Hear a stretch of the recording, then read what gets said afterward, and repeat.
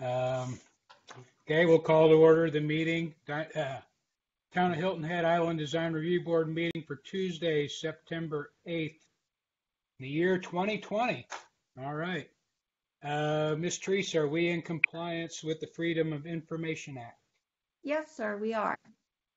Great. Would you please do roll? Thank you. Ms. Lippert?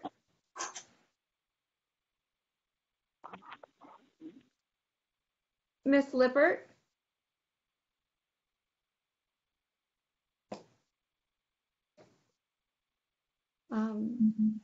It appears that maybe Ms. Lippert is having some issue. And that's muted. We'll circle back to Ms. Lippert. Ms. Foss? Okay. Yes, here. Mr. McAllister? Here. Mr. Molesky? Here. Mr. Carstens? Here. Mr. Gentleman? Here. Ms. Lippert?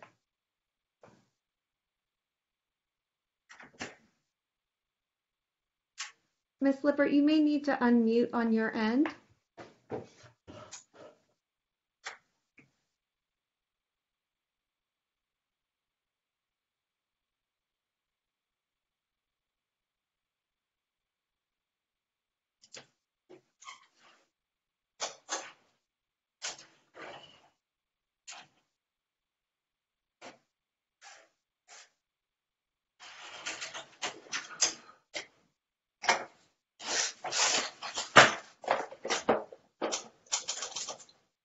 It's a microphone with an X over it right on your picture. Yes. She may need to put on her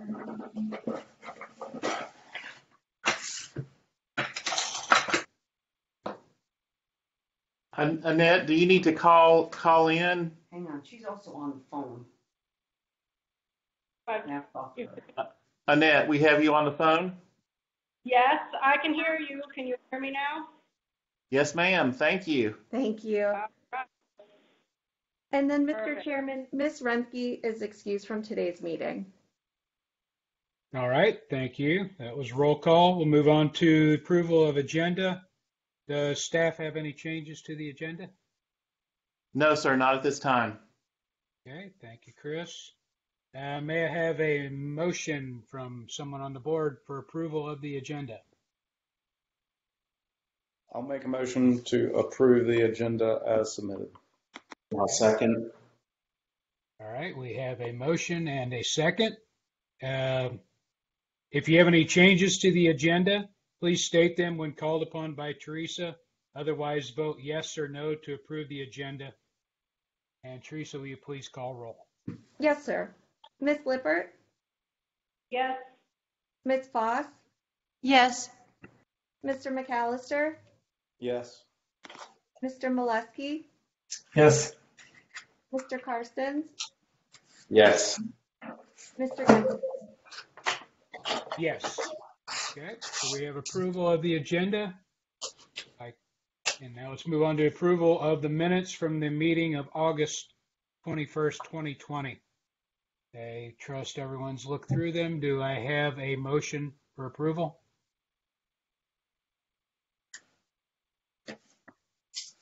I'll make a motion to approve the meeting minutes of the August 21st, 2020 meeting as submitted. Thank you. Is there a second? I'll second. We have a second.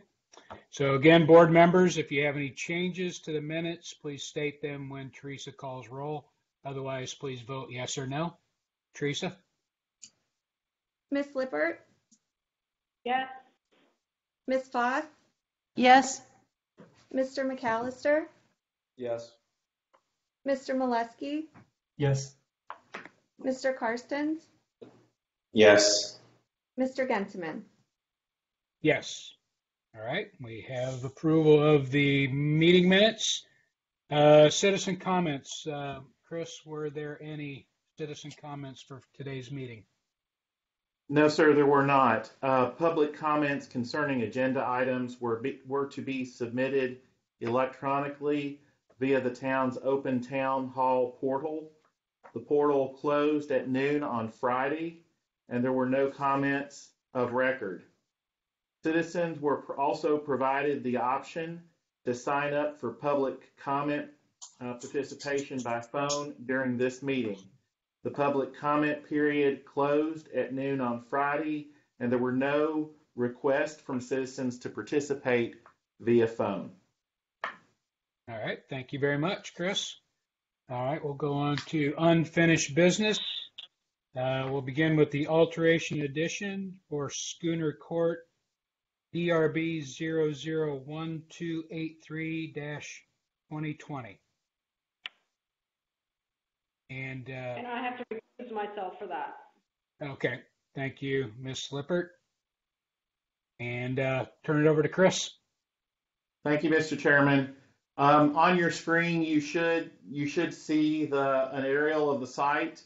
At the bottom of the screen is Harbortown Harbor, and let's see the lighthouse right there around my cursor. The site is outlined in red up here. You will note that it's one of two phases for this development. So there's the phase that we're talking about today, and then the adjacent phase that's of similar architecture. Just another sort of a bird's eye view of this site, again from the road and then from the water. The applicant is requesting approval of a change to the exterior color of the buildings. The proposed color scheme was selected to reflect the aesthetic of Portofino, Italy, after which Harbortown is modeled. On page 14 of the design guide, it speaks to context. Quote, "The context of the structure must be taken into account, and consideration shall be given to compatibility with other development in the area. Distinctive vernacular styles like Georgian or Mediterranean are to be avoided, except where already existing in defined neighborhoods." Close quote. This project was last reviewed by the DRB on July 24 at the July 24th meeting and tabled to give the applicant time to address several DRB concerns. Staff is concerned that the translation of the different building colors into the service yard fences may come off as cartoonish. And I don't know if that's the right word to use, but that's the word we're going with. Because the wooden service yard fence is a different material from the stucco building, it would suggest a different compatible color for the fence. With the proposed diversity of building colors, a single fence color compatible with all the building colors would serve to bring the development together, or in other words, provide a harmonious setting for the buildings. An earth tone service fence would be a nod to the color scheme preferred by the design guide on page 16 under color context, while still honoring the Portofino inspiration for Harbortown, also noted in the design guide, page 14, under just context. Staff recommends approval on condition that 1, the service yard fence color is changed to Sherwin-Williams 6142 Macadamia, and 2, the DRB's previous questions about the roof color is satisfied. And there is a slide that addresses that. We'll see. Again, just a reference to the Portofino, Italy, an aerial of that. And these are the buildings in question in the development.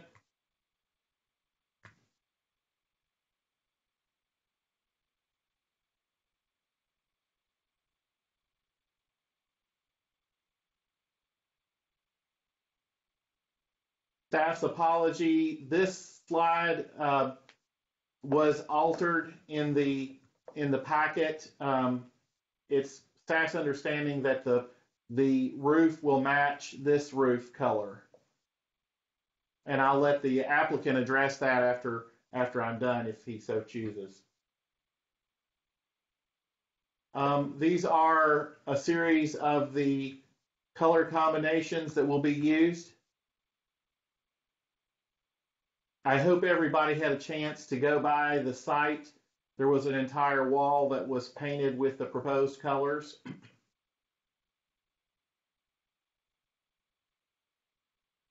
At the last DRB meeting, the board wanted to see some details on the new railings. And there's a graphic illustration of what the buildings will look like with under the new paint scheme.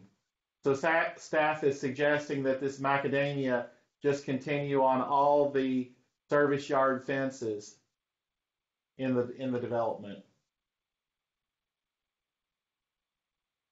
And this is the water side.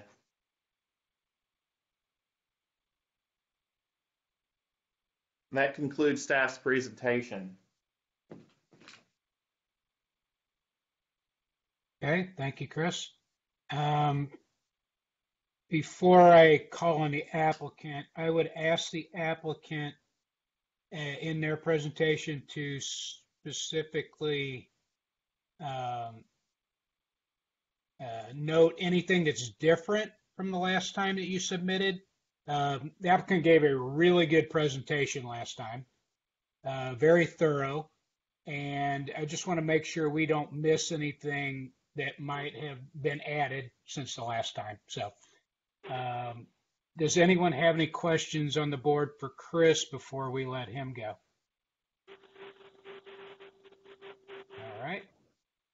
All right. So if the applicant, I know the applicant's present, could you please identify everyone that will be speaking up front so we can get that for the record? And then once you've introduced yourselves, Teresa will start a 10-minute timer for you to do your presentation. So. Great. Good afternoon, everyone. Can you hear me okay? Yes. This is Jim Cantalupo, and I have on the line with us Tom Cruise, as well as Greg Wynn. Tom Cruise is a well-known architect here in Hilton Head Island, and Greg Wynn is our property manager with GW Services.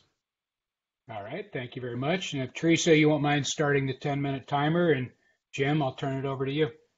Thank you, Mr. Chairman. And before I begin, I just want to thank everyone again for their thoughtful comments and suggestions and ideas from the July 24th, 2020 DRB meeting. Thank you for the comment about my presentation. A lot of work has been done, and I did my best laying it all out. And I really think this committee, and I have had no experience in the past, but the expertise of this committee has certainly shown its colors in a very favorable way. Your ideas and suggestions, which we took to heart, really made this project and took this project to the next level. And I just want to thank you for that. One of the board members struggled during his comments, and he was struggling with, he didn't want to use the word cheap. He was struggling, and as he was speaking, I knew exactly what he was talking about, and he was looking for finished or rich. And so I totally understood what that committee member was saying.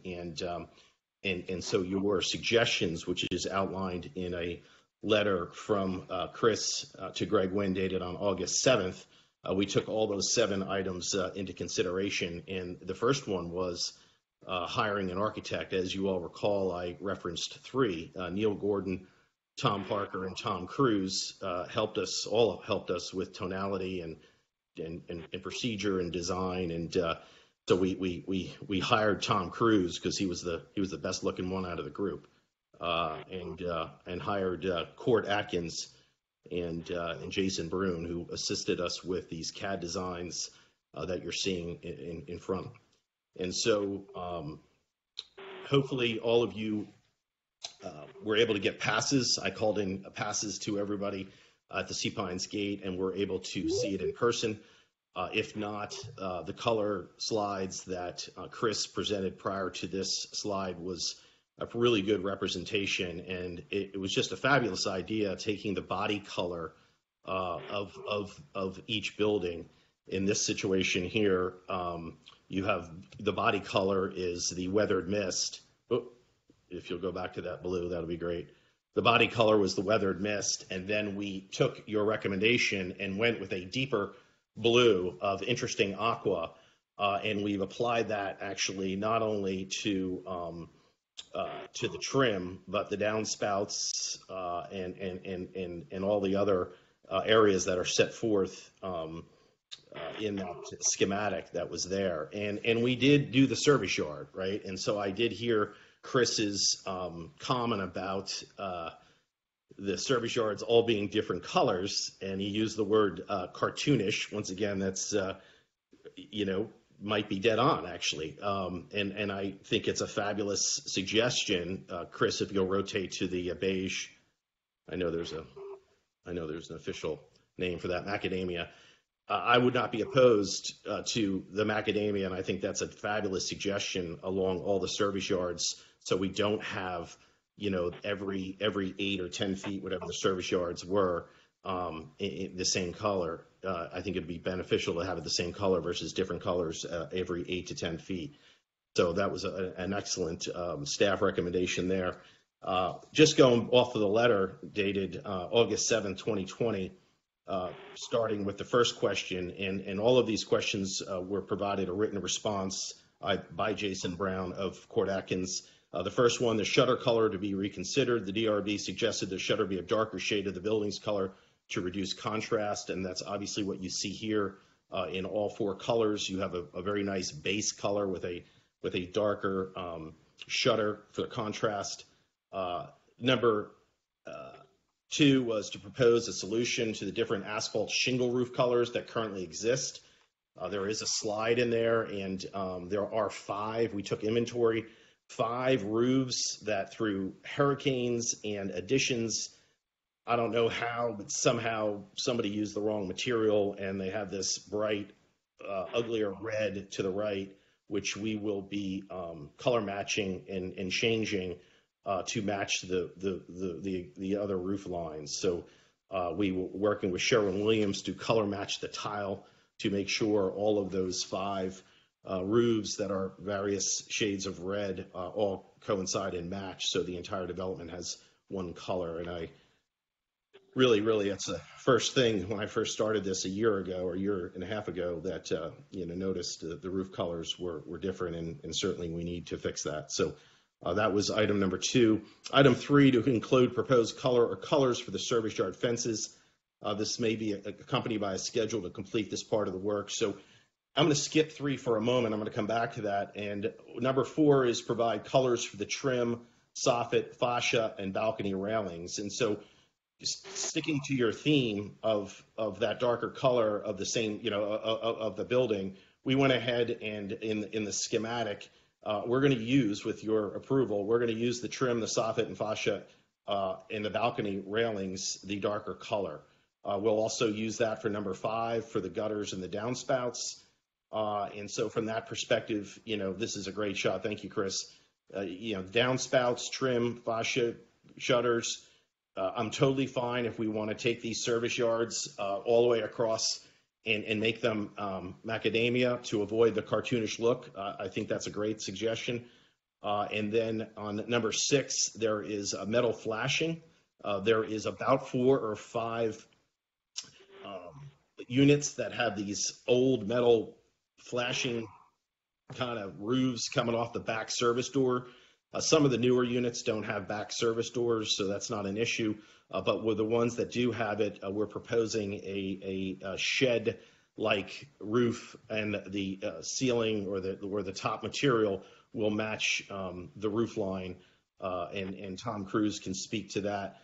And then going back to the service yard and the balconies, going back to the word finished, we really didn't give this any thought at the July 24th meeting. Actually, we did give it thought, but we didn't have anything prepared because we're obviously can't afford to do this right now. But it was the consensus of this board and this committee to said, get with an architect firm, get it designed, and just show us what you're going to do. And so we asked Tom and Jason, and they designed a balcony, a thin wired balcony, which is prevalent in Harbor Town and used throughout Sea Pines.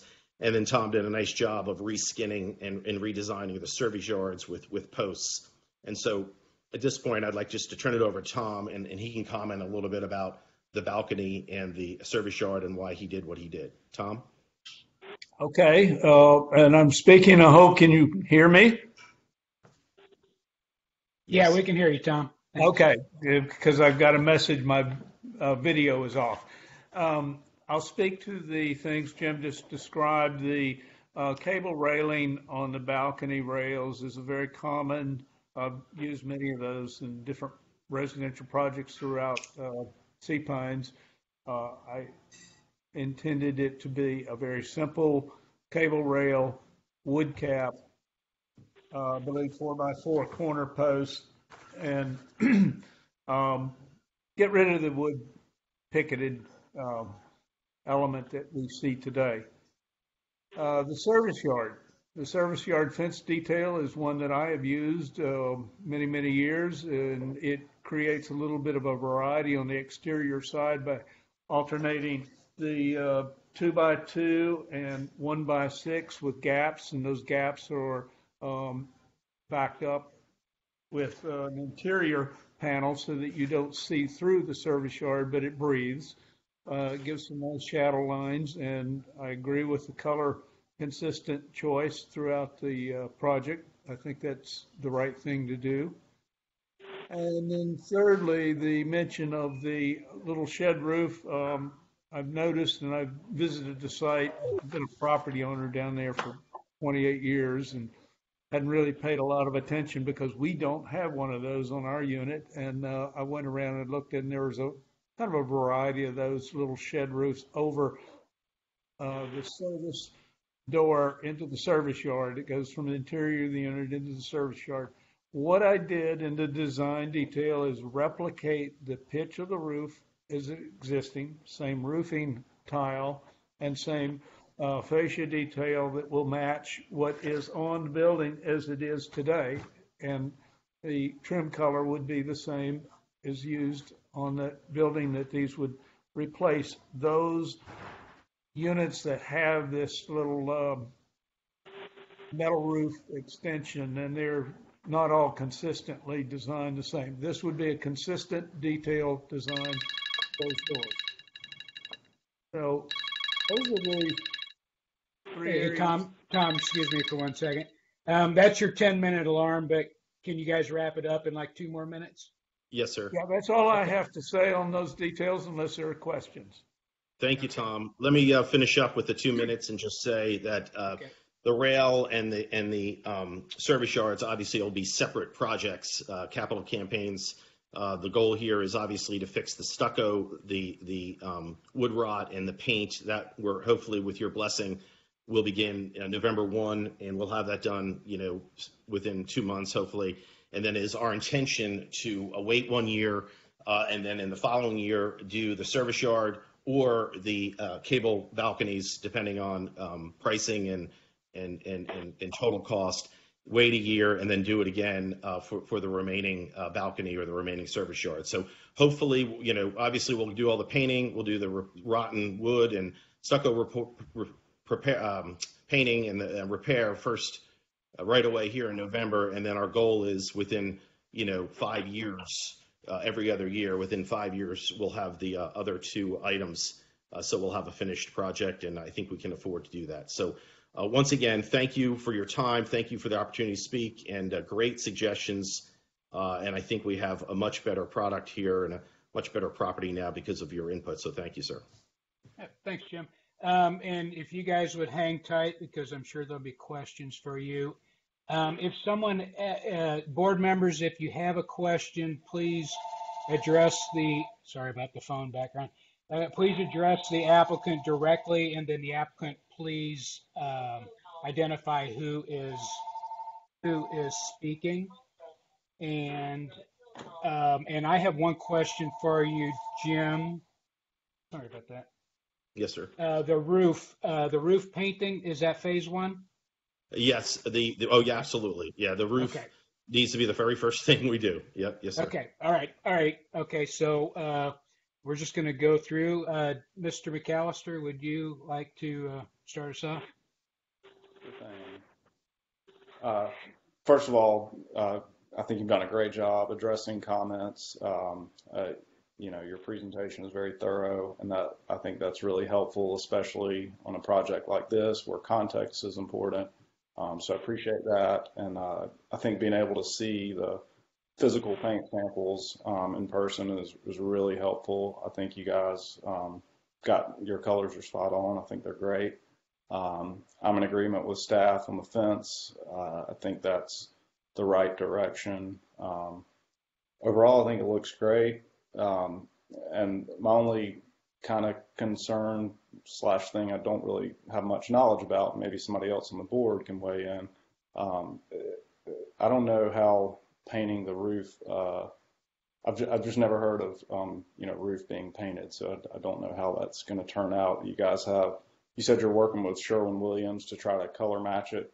I mean, I know Yes, sir. that the intention is spot on. That's the right thing to do. I just don't know. I've never heard of painting a roof.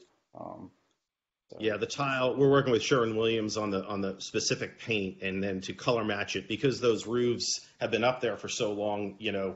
If we went and just tried to use the exact same code that was used for the original roof, it would be still off. So Right. Instead of spending all this money on 5 roofs that won't match, at the end of the day, we're just going to color match it, and it'll be painted, each little tile. So it's not gonna have this overlapped painted look. It'll look Gotcha. finished. Okay. Yeah. Again, I think that's the right direction, the right thing to do. Just something I've never heard of before. So that's really all I've got. I think you're on the right track, and it looks great. So I appreciate the presentation. Thank you, Okay. sir. Thank you, David. Judd Karstens. At this time, I have nothing to add to what David said. I certainly appreciate money being invested back into properties, and certainly in a high visibility area, both the harbor and from the waterfront. I think it's a great thing. I would ask, as far as that other phase, is the intention that it would be encouraging for that other phase to do something similar? But obviously, I know if it's a different regime and it's a different management group. Yes, sir. It's a different regime, a different management group, but I will tell you, they do seem to come along, albeit, a year or two later. We did it. It was a little delay, and they followed along on the pavers and the sidewalks, and they may or may not do it depending on their own personal finances. But I think once they see how nice it is, it would be my guess that most likely they'll come along. Okay. Thank you. Thank you, sir. All right. Thank you. John Molesky. Sure. Thank you. A quick question here. I guess I heard Chris in the beginning comment on that there will be some consistency with the service yard fencing. Where are we as far as consistency? And I'm sorry if I missed this, with the gutters and the balconies. Will those also all be the same color throughout, or will those vary from unit to unit? No, they'll be the base. Chris, if you just want to land, there you go. Thank you. If you want to, so the balconies and the shutters and the trim will all be a darker version of the base color. And so what you see here is all the different service yards will all be that macadamia, that beige looking color. And I think that's dead on from a recommendation perspective, having all the service yards the same color. Okay, so the shutters will be the darker shade of the main body color, and the gutters will also change colors as you go from unit to unit? Yes, and the goal is so they blend into the body, so you don't see the gutters. And I kind of like that other picture you had up there. I think was better here for my comments that showed the front units. And then the front doors, those will also match the color of the shutters, and they will change from unit to unit as well? Yes, sir. As represent. Now, the window frames now in here, and I know this is just a rendering here, but here it shows what appears to be the window frames are also painted the same color as the shutters. When I was looking both physically there on site and then looking at some of the live photos that you have taken here, in fact, go to the one that has the little text box with the little, there you go, right there. So where the little red squigglies are, those sliders there appear to be painted, a color to kind of work with the body color. And then if you look over to the right of the palm tree, where like the emerald green shutters are, there's a couple windows there that appear to be white. I'm assuming individual homeowners have just taken upon themselves to change windows and nobody ever made sure that all the windows are consistent. Is that more or less what had happened there? Yes, sir. And we're going to be using the trim around those windows as the darker color, so it'll all be consistent. So how much of that is going to be painting the window trim and how much of that is going to be painting the window frames? Meaning, will we have some window frames that are going to be that bright white color and then other window frames that'll be? No, sir. It'll all be whatever that particular base color is, the darker version of it, whether it's a frame, whether it's the window frame or the window trim, will be the darker color. Okay. So I guess thanks for clarifying all that kind of stuff for me. So my only 2 cents that I would throw out, and I don't know what's right or wrong here, maybe this will just create some more conversation, but just like we're going to create the cohesion with the service yard being all the same, I don't know if there's any merit to having the gutters being consistent, almost like if this was a brand new construction, how all the gutters would be most likely like a bronze color or something like that, where it kind of ties the whole project together. And again, this could be just one person's opinion, 6 of one, half a dozen of the other, or maybe there's something to that just to make the project look that much more professional. Anyway, sure, and that was given that some thought was given to that, and we went with the gutters being the base color of the body, just to have them disappear. We didn't really want the gutters standing out. That particular unit you're looking at right now is actually my villa. And I just, if I had a, macadamia gutter coming down a lime green building, I'm not sure I'd be digging that whole long run just because it's so long. And that whole wall there is just, this was designed 50 years ago. If it was done, again today, I'm sure there would be some faux windows or something there to break up that run. But Gotcha. I wouldn't want a real long run to bring your eye to the fact that it's a 3-story building with a gutter running up the side of it. Okay, so that's the consensus, is just to try to make the gutters and the downspouts disappear. Yes, sir. Okay. Okay, I think that's all I have at this point. Thank you for listening. All right, thanks, John.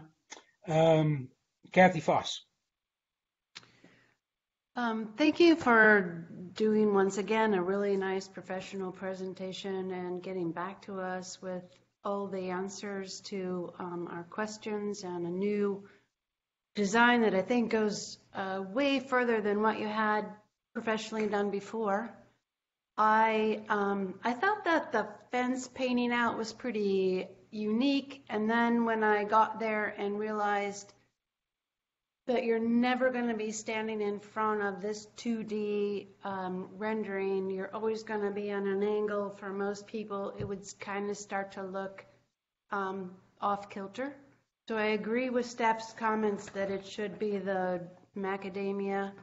I note that there's a stucco wall around the outside that goes with the common area of Sea Pines, Harbor Town, and I would hope that, I don't know who owns what or who gets to paint what, but I would hope that you could at least paint the inside of your stucco common wall the same color as your service fences. That'll kind of help stop breaking things up a bit. I also appreciated that you put the paint colors up on the wall, and I found when I got there that the darker blue accent color and the darker yellow accent color were super bright. They don't look that bright here when I see the paint chips, but on the wall, they stood out and overtook the beige color and the green color, and they kind of screamed at me, really. And when you look at the photos of Portofino, they don't always use a darker color for the accents, the shutters and the trim color and the headers over the windows. Many times they use a lighter color. And I'm suggesting that for the blue and the yellow, instead of taking a darker color for your shutters and your trim, use a lighter one. So the blue for the trim color for your blue and your yellow goes lighter, and that way all of your colors, even though in your 2D rendering, they kind of carry the same weight, when you look at the colors on site, the blue and the yellow are really heavy, and they stand out too much in my opinion. I would be in all favor of you coming up with lighter colors for the blue and the yellow, and staff approve it. If you want an additional board member, that's fine, but I would suggest that. I'm also, I appreciate that you rebuilt and are redesigning the roofs over the secondary service yard doors, but somehow I'd like to see them be the accent color on the building rather than that red. I think the red to me is making them stand out, whereas if you picture the fence is going to be all one color and then we've got these red things sticking out, that's going to take our eye away. So if they could become the building color, I don't know if that needs to be a metal roof, or if, I don't know, again, David brought it up about painting shingles. I have no idea either, but maybe you could paint the shingles over those canopy roofs, the color of the building, so that they don't stand out. I think we're drawing a little too much attention to them here, especially when you think about the fence being brought to a neutral color.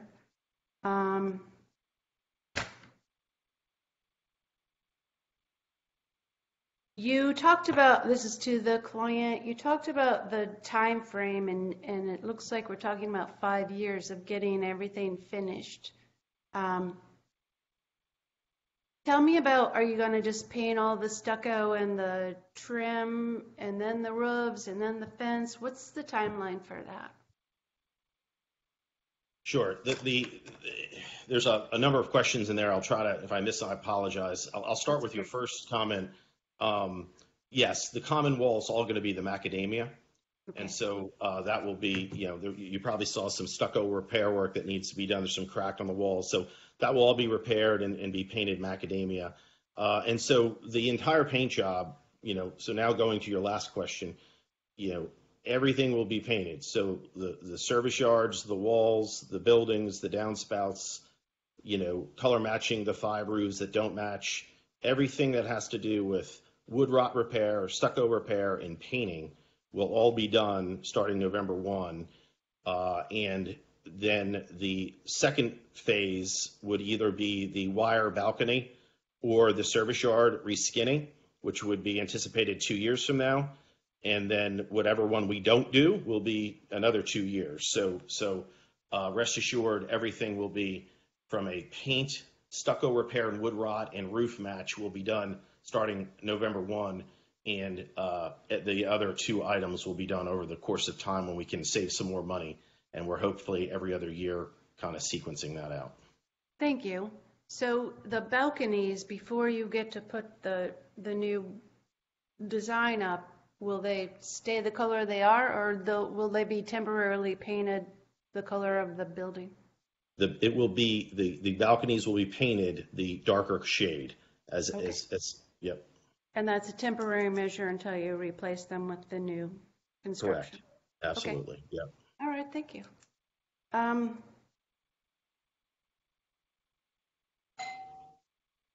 I think I'm finished. Thank you very much. Hey, thank you, Kathy. Some really good comments there. I think it's a great project. I liked it the first time, and I still like it. I think the changes are all good, and I'm glad that Jim was up front and the reason that he chose Tom Cruise to do this.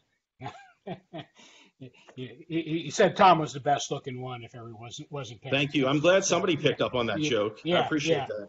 yeah. So, and none of us would disagree. So, but like I said, the first time you put together basically a Hilton Head all-star cast with Tom Cruise and Tom Parker and Neil. So, a lot of good thoughts gone into this. I think staff's comment on the macadamia fence is spot on. So I'm totally agreement with that. Reason being that if you look at the photo that we're looking at and you follow the roof color, it creates like a ribbon along the entire project. The fence will do the same thing, but more at a human scale than a bird's eye scale. So I like the continuity of the color of the fence. I think that's a no-brainer. I just want to verify. I know you said it like 5 times, Jim, but it looks like in the photos that the downspouts are colored the trim color and not the body color. And you had said that they would be the body color to make them go away. Like, look at the green one. That definitely looks like that long downspout has, or the blue one you can see. I think those would want to be the body color to make them go away. And that's what you had said, but the drawing's showing something a little different. So could you just confirm? Yes, sir. That's fine. And that's with the CAD design. You're right. After a closer look, it is that way. My eyes, I guess, just saw it as a body color. Okay.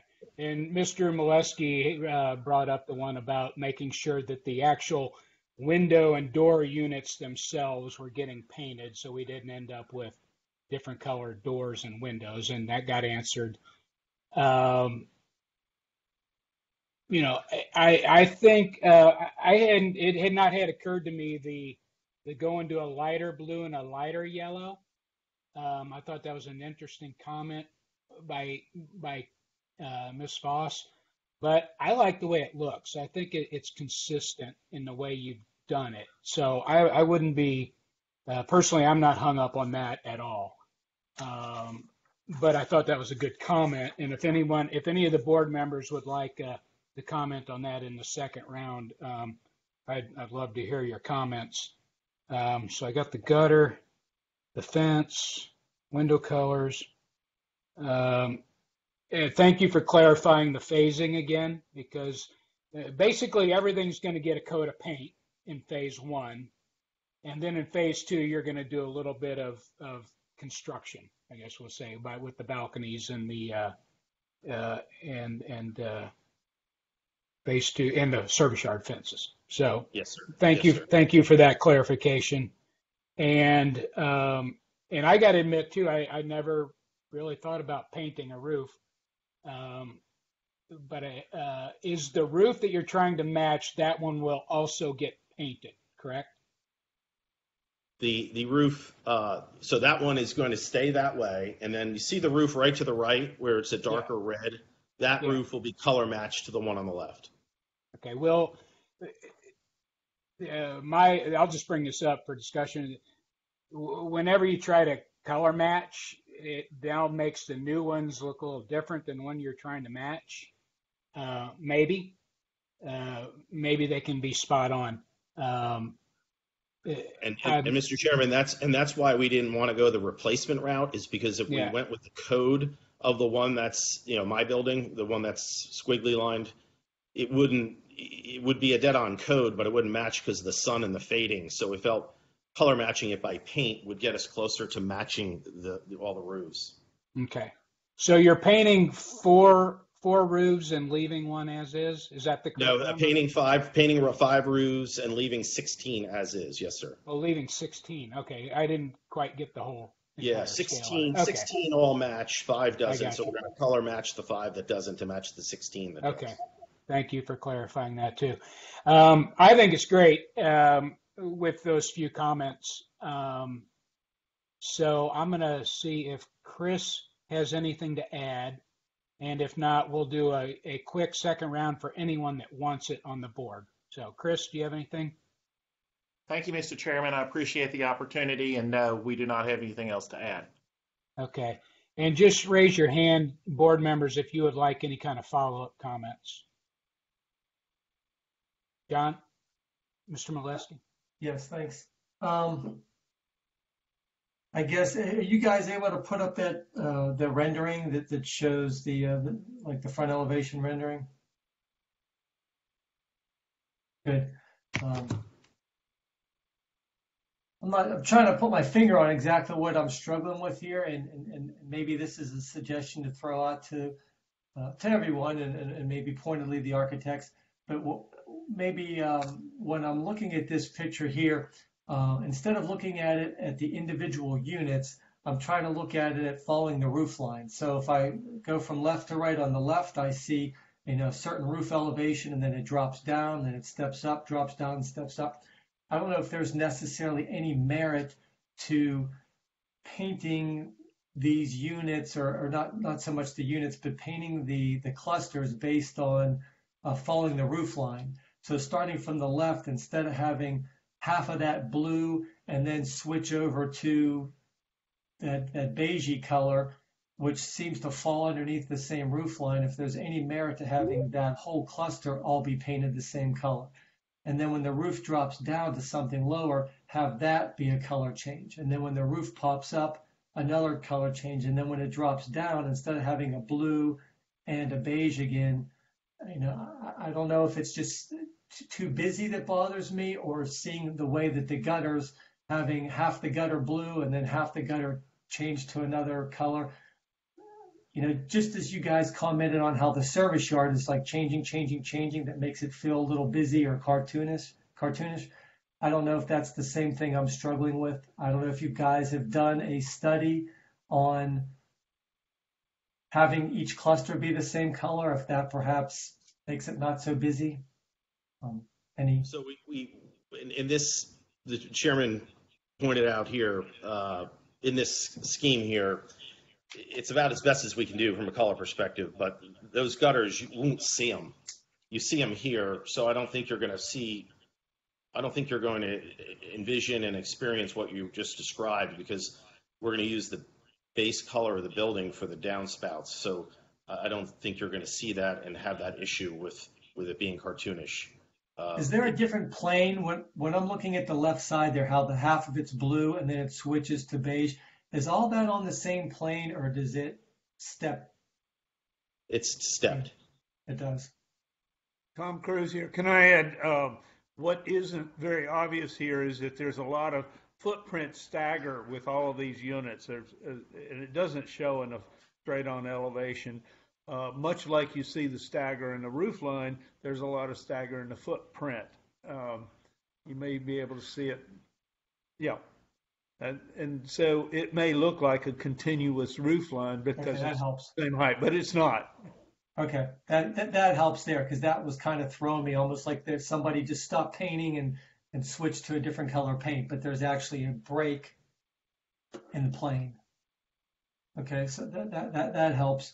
And then my other comment is, again, I agree with staff on making all the service yard all the same color, partly just because it's all the same material, and I would still question the balconies all being different colors. I would just think, if that was my unit and my balcony now is, painted yellow with the, yellow top cap, and my whatever decking material that I'm standing on is painted yellow.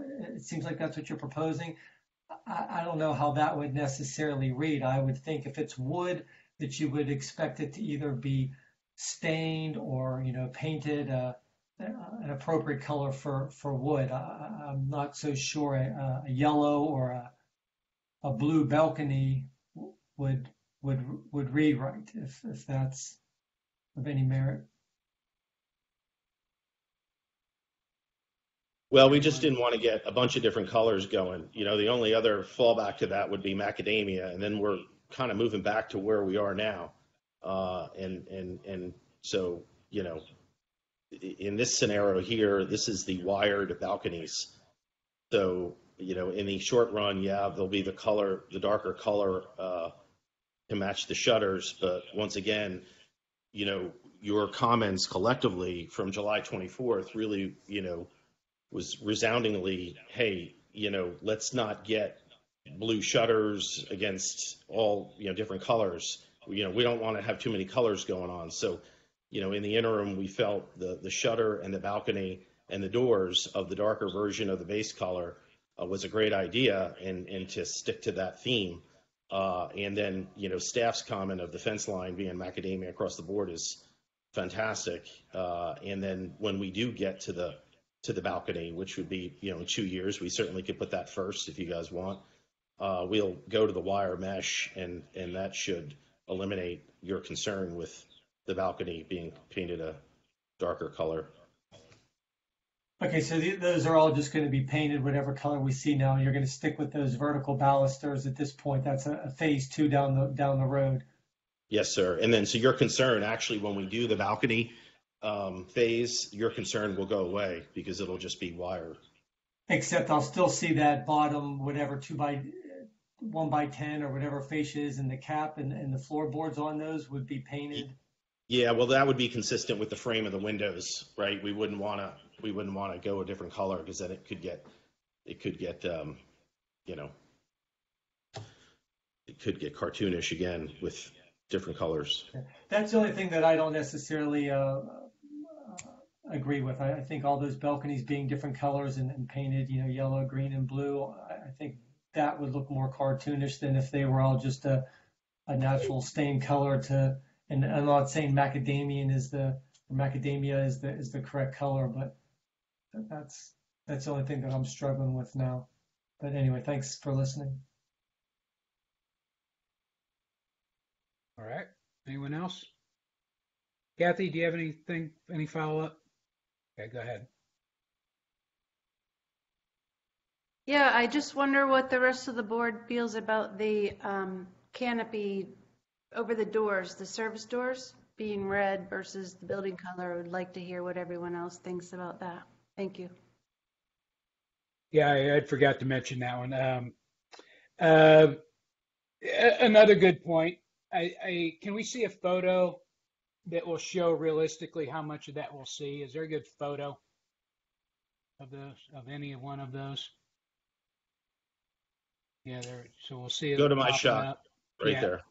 See right there. So that photo, the canopy is the same color as the body, and it kind of goes away. So to Miss Foss's point, if we make that the roof color, it would draw your eye to it. So yeah, I think that's a legitimate comment. Mr. Chairman, I wouldn't have any problem painting that a base color or darker trim color, you know, shutter color. Okay. I agree with that comment. Anybody else want to hop onto that? David? I actually like the roof as it's shown personally. I mean, it's, you know, it's a roof. You can't really make it go away. And I think it's an appropriate pop of color. And just going back to the darker shutter colors with the yellow and the blue. I mean, I just remember having a long conversation with the board before, and we gave them pretty specific direction to go darker shutters from the body color. And I like how it's shown. Honestly, I like the cable rail for the future phase. I think it's going to give it a little cleaner, more modern appearance. And you know, and I think part of it with the elevation, you know, when we're looking at it, you know, you see like the trim color on the fence in the foreground, and that makes it look a lot heavier on the trim. But in reality, if that's all going to be macadamia, I don't think you know, it's an accent color. Don't think it's that dominant. So I'm good with what we're looking at. Yeah, I agree with David's comment. As opposed to what John was bringing up, because The first time the applicant came to us, all the shutters were the same color. And then, and someone correct me if I'm wrong, but we encouraged them to change them to the one shade darker. So I'm with David on that. I think all that looks great. But if we keep making them put more macadamia on the building, then we're just sending them right back to where they were, and really all they'd be doing is painting stucco. I don't want that to happen. I don't think any of us do. So, but we do need to come to how many of us are there? 2, 4, 5 voters today. So we won't have any kind of stalemate, but I do want to give these nice people an answer today so they can move on. So Judd, I kind of need to know where you're standing here. Well, you still on board with everything David said? Yes, I am. Okay. And the little red roofs are good with you?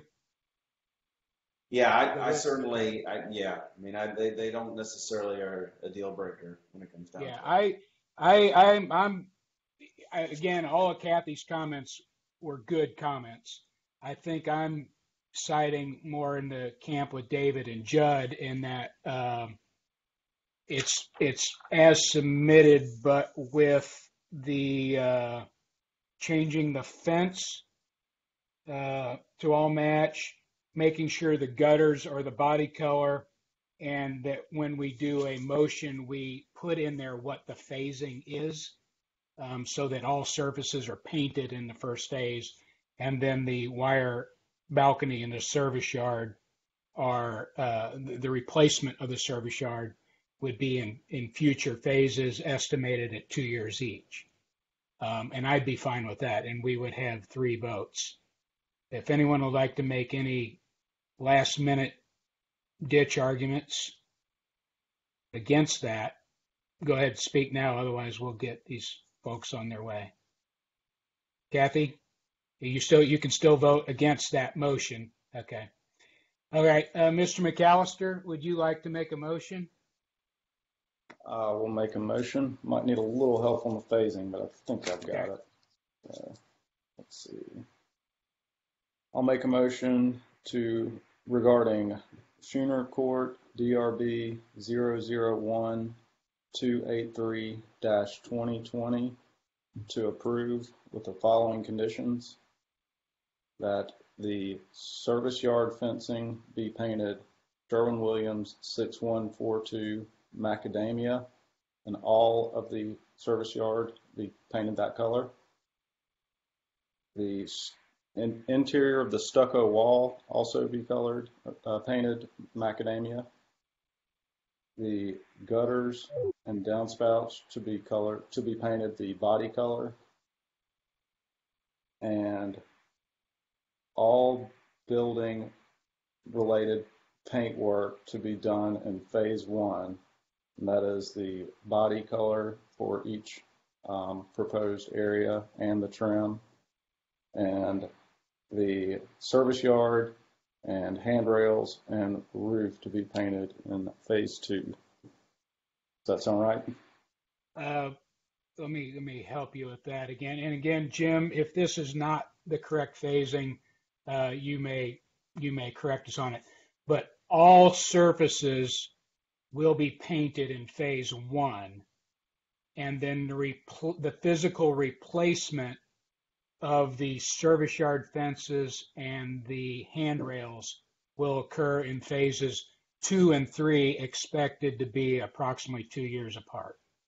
Is that correct, Jim? Jim, are you still with us? I think I saw it said Jim left the call. Oh, Tom, are you still there? Tom Cruise? I'm still here, Tom Cruise here, and I believe that statement, yes, is correct. Okay, all right. Okay. So David, if you wouldn't mind just making that amendment. Yeah, if I can amend my motion, all surfaces are to be painted in phase 1, and all construction and rework things to be phase 2 and 3. Well, you want me to do it? Yeah, how are we Okay. differentiating? Sorry. Just you can agree with what I say as an amendment, and that would be Okay. fine. Teresa can get it off the transcript. That Okay. all existing surfaces will be painted in phase 1, including the roof, the existing service fences, the stucco, the downspouts. Phases 2 and 3 will be physical replacement of the service yard fence and the balcony rails per the details submitted, and those 2 phases will occur approximately 2 years apart. So if you can accept that. I'd like to amend my motion to agree with what Mr. Chairman just said. Okay. All right. So we have a motion. Any final discussion? All right. Would anyone, we have a motion. Do I have a second? I'll second the motion. I have a second by Mr. Karstens. So as Teresa calls roll, please vote yes or no. Ms. Teresa? Miss Foss, Yes. Mr. McAllister, Yes. Mr. Molesky, Yes. Mr. Karstens, Yes. Mr. Gentleman. Yes. So the vote is unanimous, and we look forward to seeing the paint go up. All right. Thanks, Tom, and whoever's still out there. You can log off now. Thank you. Thank you very much. You're welcome. Okay, let me get my notes back in order here. Now we'll be moving on to new business. New development final, Palmetto Bay Lodges, DRB 001730-2020. Mr. And Chris? Mr. Chairman, I'll be recusing myself from this particular project. Okay, all right. We'll see you on the next one. Thanks, Chad. Chris? Thank you, Mr. Chairman. The site is outlined in red on your screen. You see Palmetto Bay Road running diagonal across the middle of the screen with Sea Pine Circle in the bottom right. Directly across from the site is the Publix shopping center, right here. Staples is down here. Of interest to the board is the smokehouse location right here. Please let me know if you don't know where we are. Seeing none. The intent of this project is to provide workforce housing dwelling units. The site is comprised of 3 tracts of land totaling 2.78 acres. The project consists of 16 dwelling units in a 2-story multifamily building, a clubhouse building with grill area and activity lawn, associated parking, sidewalks, and drives. The large lawn area is for active use, with the design concept being it's everyone's yard, spilling out of the clubhouse grill area. This project received conceptual DRB approval at the July 24th meeting. Staff recommends final approval with the following conditions. A gray mortar is specified on the plans. Upgrade the live oaks in the lawn and at the southern corner of the building from 2-inch caliper to 4-inch caliper, and I'll point those areas out when we get to them. And revise the lighting plan to meet the LMO requirements. I think there was some confusion between the non-residential and residential light requirements, and they complied with non-residential light requirement for a parking lot.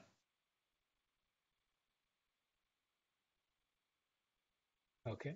This is just a survey of the site. Pictures of the site. We'll look at the color boards that everybody had a chance to look at. The brick, and this is the cement board.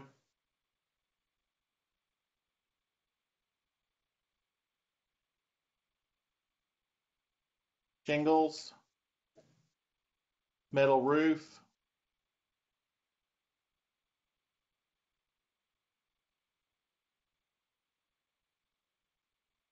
This is a site plan with the trees that would be removed as part of this proposed project. You can see Target Road on the right-hand side of your screen.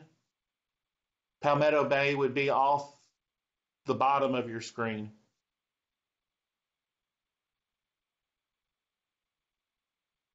Again, this is the grading plan. Utility plan. First floor. Second floor plans. The roof plan for the building, the main building.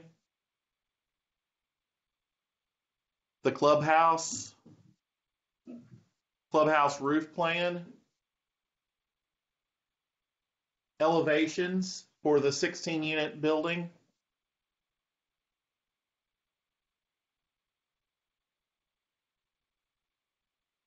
Elevations of the clubhouse that sits in front of between the building and Palmetto Bay. Wall sections and balcony sections. Stairs, stair details.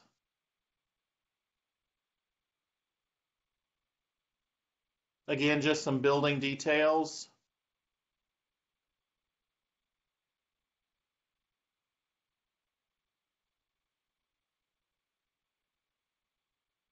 These are the AC units that are in the back of the building, I believe.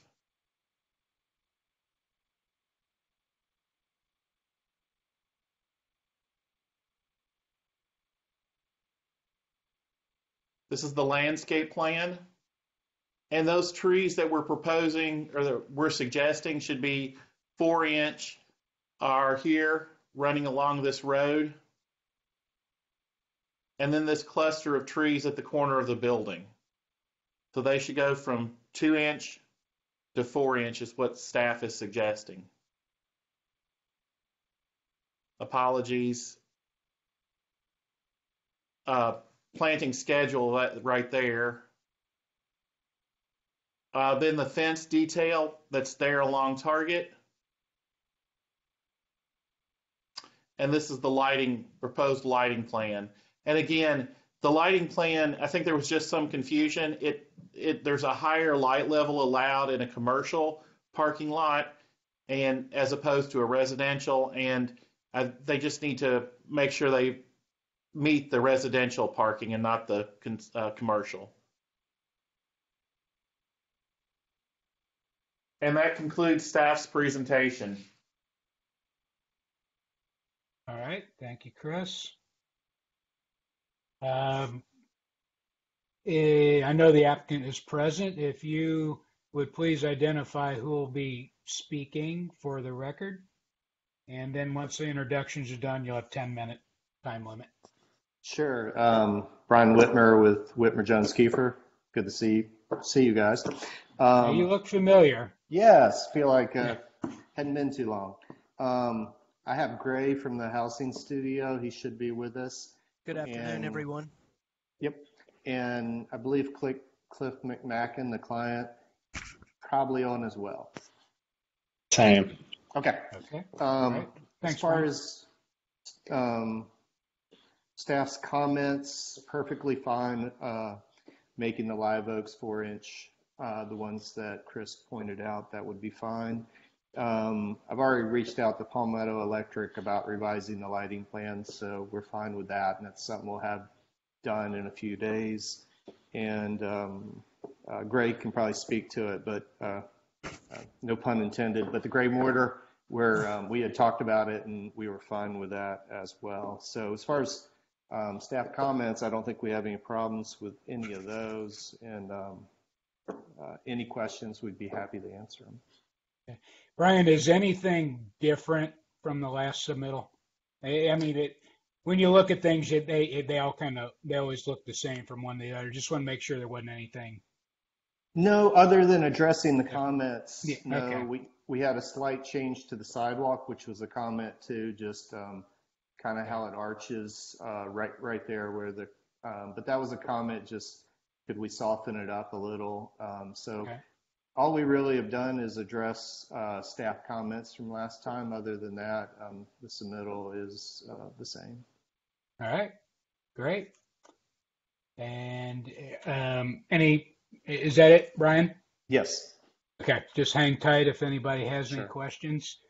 We'll go through the same order as last time. So, Mr. McAllister, you're up. I think it overall looks great. You guys have taken our comments and staff comments and looks like really applied them. I just have a couple comments and questions. One was regarding lighting. I noticed on the Palmetto Electric plan, you know how we have the drive that comes down to plan south. Is there any plan to have lights at the entrance of the building? I didn't see if there was like any wall packs or anything to kind of highlight the ingress into the building. Right. I guess I should probably answer that. Can you all hear me? Yeah. Okay, great.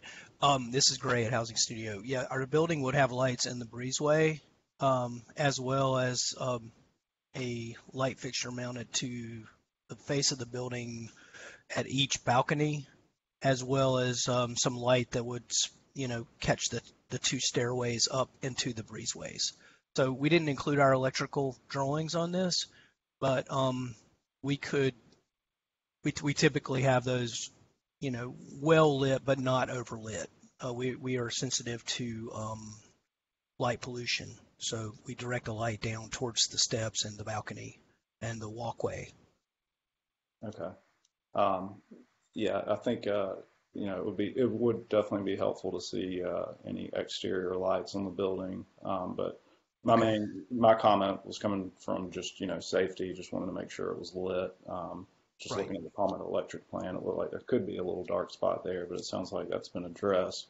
But I do, see what the other board members think. But I think we may want to see the fixtures that are going to be exterior on the building.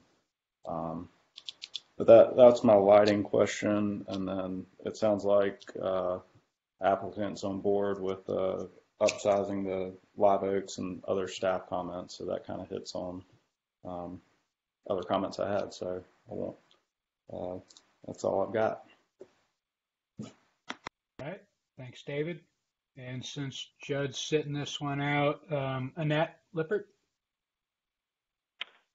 Thank you. I agree with staff comments and also with David's comments. I agree. We definitely would want to see the building mounted light fixture cut sheet. I'm remembering last time when it was in front of the board, I remember us discussing the bicycle racks. Can you just point out where those ended up being located? Sure. We did move those, and that's a good thing to bring up. Right there, we had moved them so they're not as front and center as they were before. Before they were kind of centered on that lawn area, so now they're kind of tucked to the side of the building, kind of behind the clubhouse, but still in the area that we thought was convenient for people to park their bikes. Thank you. I think that's a good move because sometimes they do get kind of messy looking as far as keeps the lawn area nice and clean. I think that's a good location for them. I have one more comment, though. I will admit I will easily be swayed on this one by the rest of the board. To me, looking at the actual physical color samples, the alabaster for the trim and panel areas looked quite light and certainly more lighter than in any of the renderings. And I sort of, in my mind, imagined it just a hair darker. And I think it would still provide the contrast you're looking for. It just felt very white. to me. But I think it's a great looking project. I think it's a much needed program, and I think the location has a lot of really good positive impacts on the community as far as where it's getting located. So thank you. That's it. Okay, thanks, Annette. Mr. Molesky. Yes, I mean, I agree. I think it's definitely a great looking project. Looking forward to seeing it come together. I was curious, I can't remember, is there an area that's kind of slated to have picnic tables and grills or anything like that?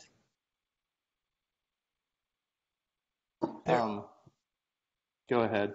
I was just Greg. going to say, we have furniture on the porch that we have big porches, deep porches that will actually allow people to sit on them. They're not just like entry porches. And at one time we did have a grilling area, and I do not recall if that that doesn't appear to be in the final presentation because we have the lawn. So I can't really address that. Right now, we just have the area shown on the porches. The grilling area isn't shown on this plan, correct? Okay. I was just curious. No, otherwise, yeah, really, really nice looking project. Thank you. Yep. Thanks, John. Ms. Foss?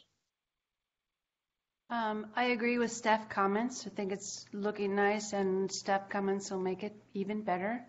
Can you address the accessible walk to the lift on the clubhouse? I can't see it myself. Sure. It's at the wonder if Chris can get there. It's at the upper left-hand side to the clubhouse. It comes straight down from where the bike racks are, as far as where it's coming to the lift. So it's How coming does in. that relate to the accessible parking spaces? Go back to the site plan. We're pretty close to where the accessible spots are. They're right in that area. So we were trying to get them. You can see where they are. We could, if you wanted, we could flip them up to the top and get them a little closer. I think that makes sense to me. To flip them? Yeah, then you will Okay. also see the lift and know where you're going. Right now, you won't see the lift and won't know actually which direction to go. Okay, I think that's an easy that's an easy adjustment that we can make. Cool. That's all I have. Thank you. Okay. Thank you. I had that question too.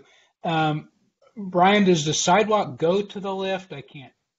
Yeah, actually, I'm You need to go to noticing the other site plan because it's not shown on this plan. Yeah. Yeah, the civil Looks like they're going through didn't grass pick up that change, but that one, go back one. Right there, you can Okay. see it coming down from the bike back right to the lift. So that's picked up, and we'll get the civil to pick that up. But the intent is to come to the lift right there on the side of the porch.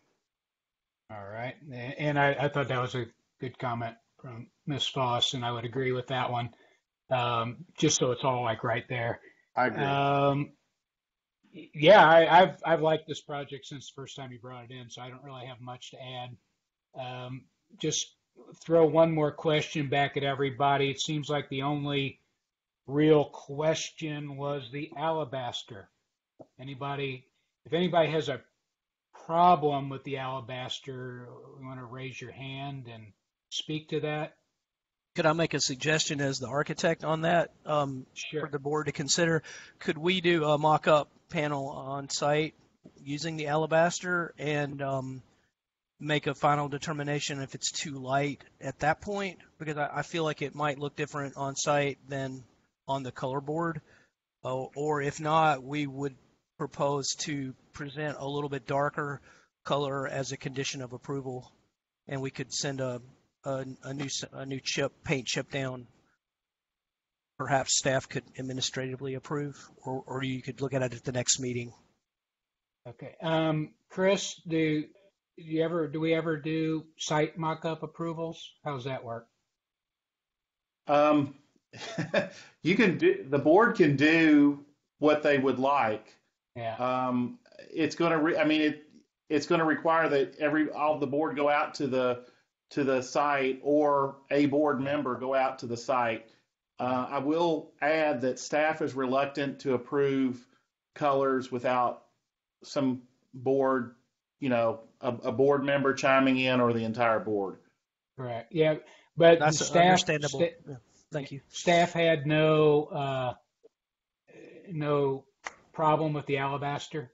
It wasn't in your comments, so Mr. Chairman, I'm sorry. Yeah. Teresa has just reminded me, if we want to do it, it becomes very complicated to have the board review the color board on the site, or a mock-up on the site, because it's then becomes a board meeting, and it has to be publicized and televised, Okay. yada yada. Yeah. So if you want to go that route, staff would suggest that it be one board member and staff. Okay. All right. So I'll throw that question out one more time. Staff members, raise your hand if you oppose the alabaster. Think it's okay. All right. All right. Then it looks like it'll pass. So we'll keep that with no further requirements. It sounds like a pretty simple. Sounds like a pretty simple motion here. Kathy, would you like to do the motion? So, I mean, the floor's open to do the motion, but this is a pretty simple one, and you had the comment about the parking spot, so. My only issue is, I'm sorry, I don't have the number of the project in front of me. Oh, okay.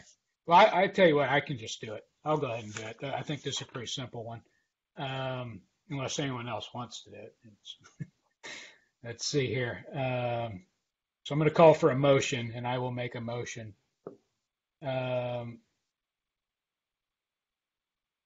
I'm kind of lost here on my notes too. Here we go. Okay. For Palmetto Bay Lodges DRB 001730-2020, make the following motion. Final approval with the following conditions: that a gray mortar is specified on the plans. Upgrade the live oaks in the lawn and southern corner of the building from 2-inch caliper to 4-inch caliper. Revise the lighting plan to meet LMO requirements and submit for staff review. Also include an electrical plan with any exterior fixture cut sheets for staff review. And flip the accessible parking spots up the page closer to the lift, and make sure the site plans are coordinated to show access to the lift. Any further discussion on the motion? Okay, would anyone like to second that motion? I'll second. We have a second from Ms. Voss. All right, Ms. Teresa, will you do roll call, and board members, please vote yes or no. Miss Lippert, Yes. Miss Foss, Yes. Mr. McAllister, Yes. Mr. Molesky, Yes. Mr. Gentleman.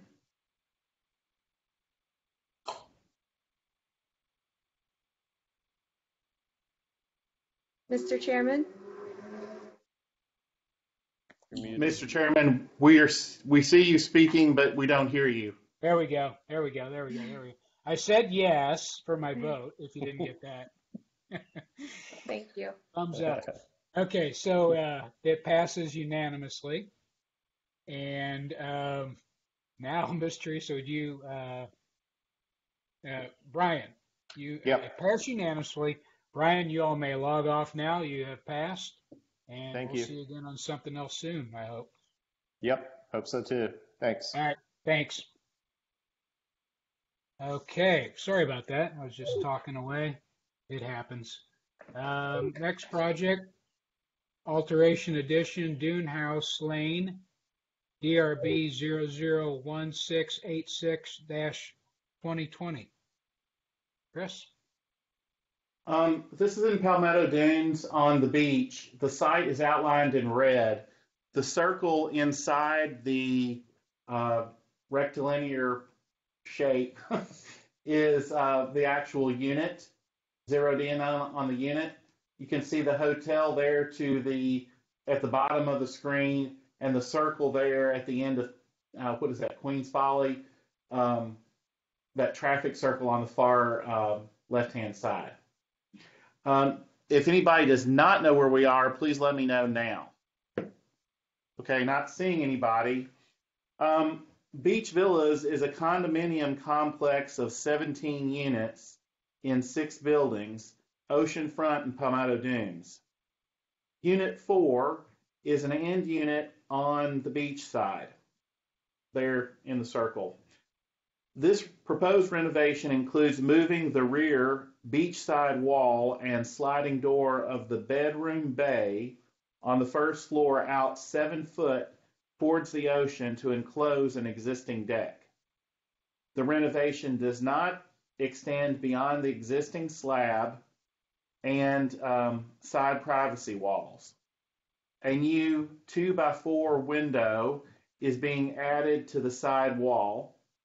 Exterior finishes and colors will match the existing. No trees are being removed as part of this work.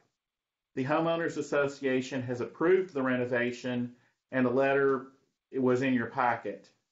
The Palmetto Dunes ARB does not review multifamily projects until the issuance of town building permits.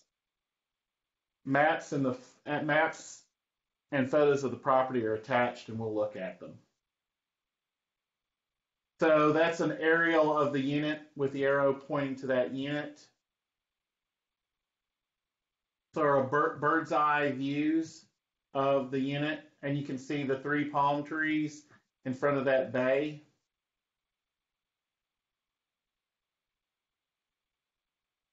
Proposed floor plans, or demo plan, excuse me. There's your first and second floor plan. And the building elevation with the wall section, or I'm sorry, that's the door section, excuse me. And you can see the new window that's being added to the side there. And this is the beach elevation.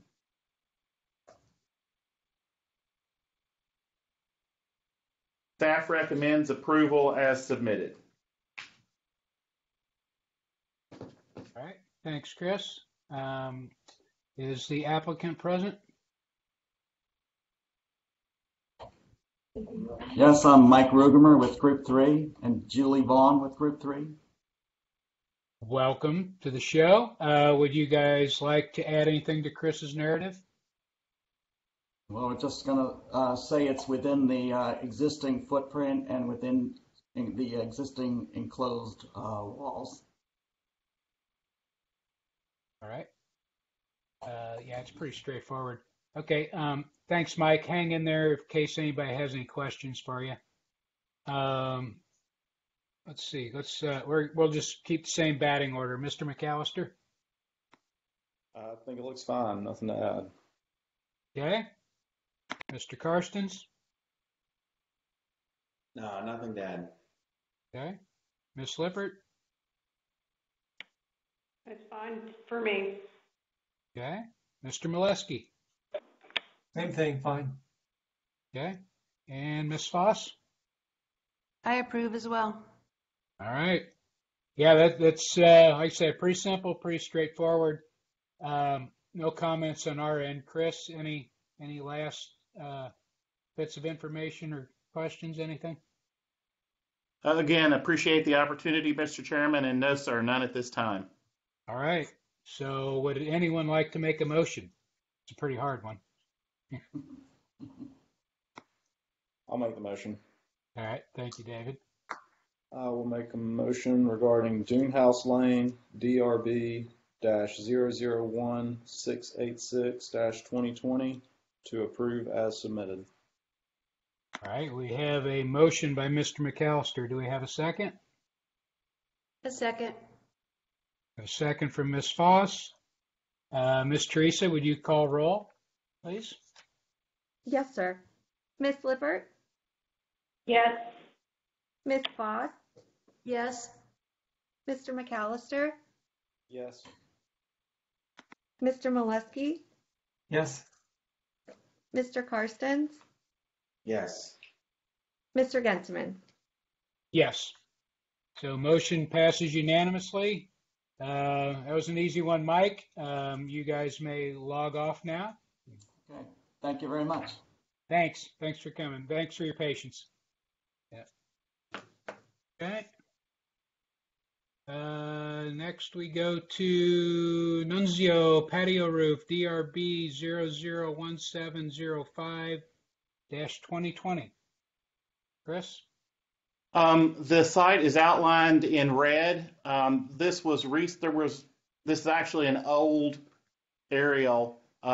It was before you all a couple of years ago, and the sidewalk was the parking lot was expanded in this area.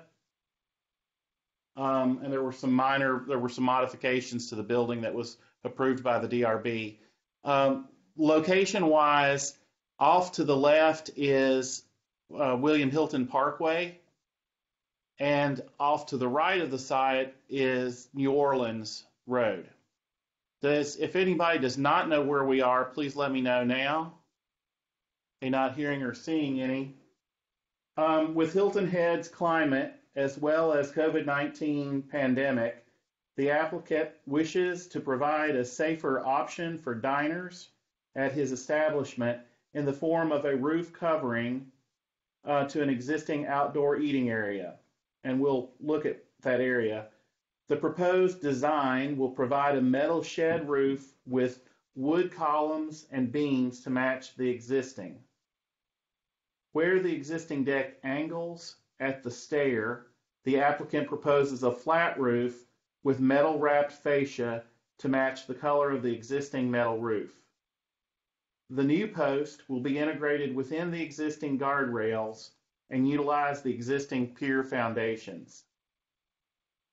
Staff recommends denial for the following reasons.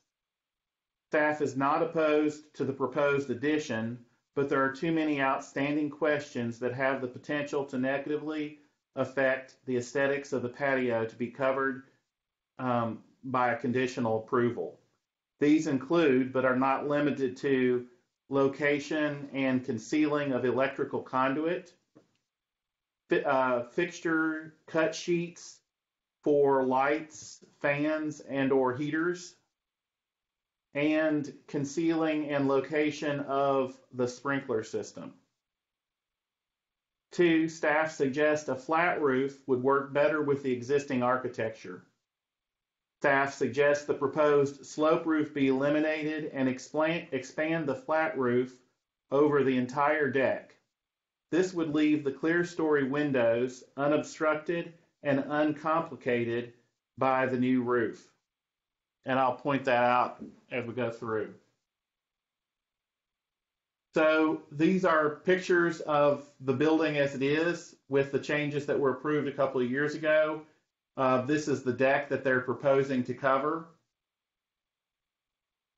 And this is the site plan. Again, this is the deck. You can see here.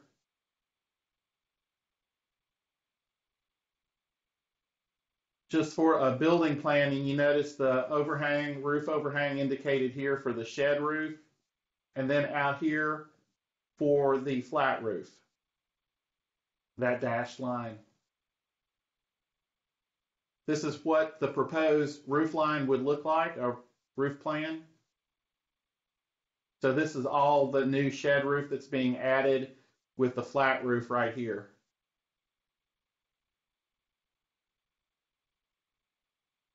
So this is an elevation, and this is the shed roof up here, the proposed shed roof with the flat roof right here. So staff's concern is that this series of clear story windows gets complicated in up under this roof, and that if a flat roof just extended under, it would leave that fairly clean. this roof line fairly clean. You can see the side elevation here with that shed roof coming in and the flat roof right there.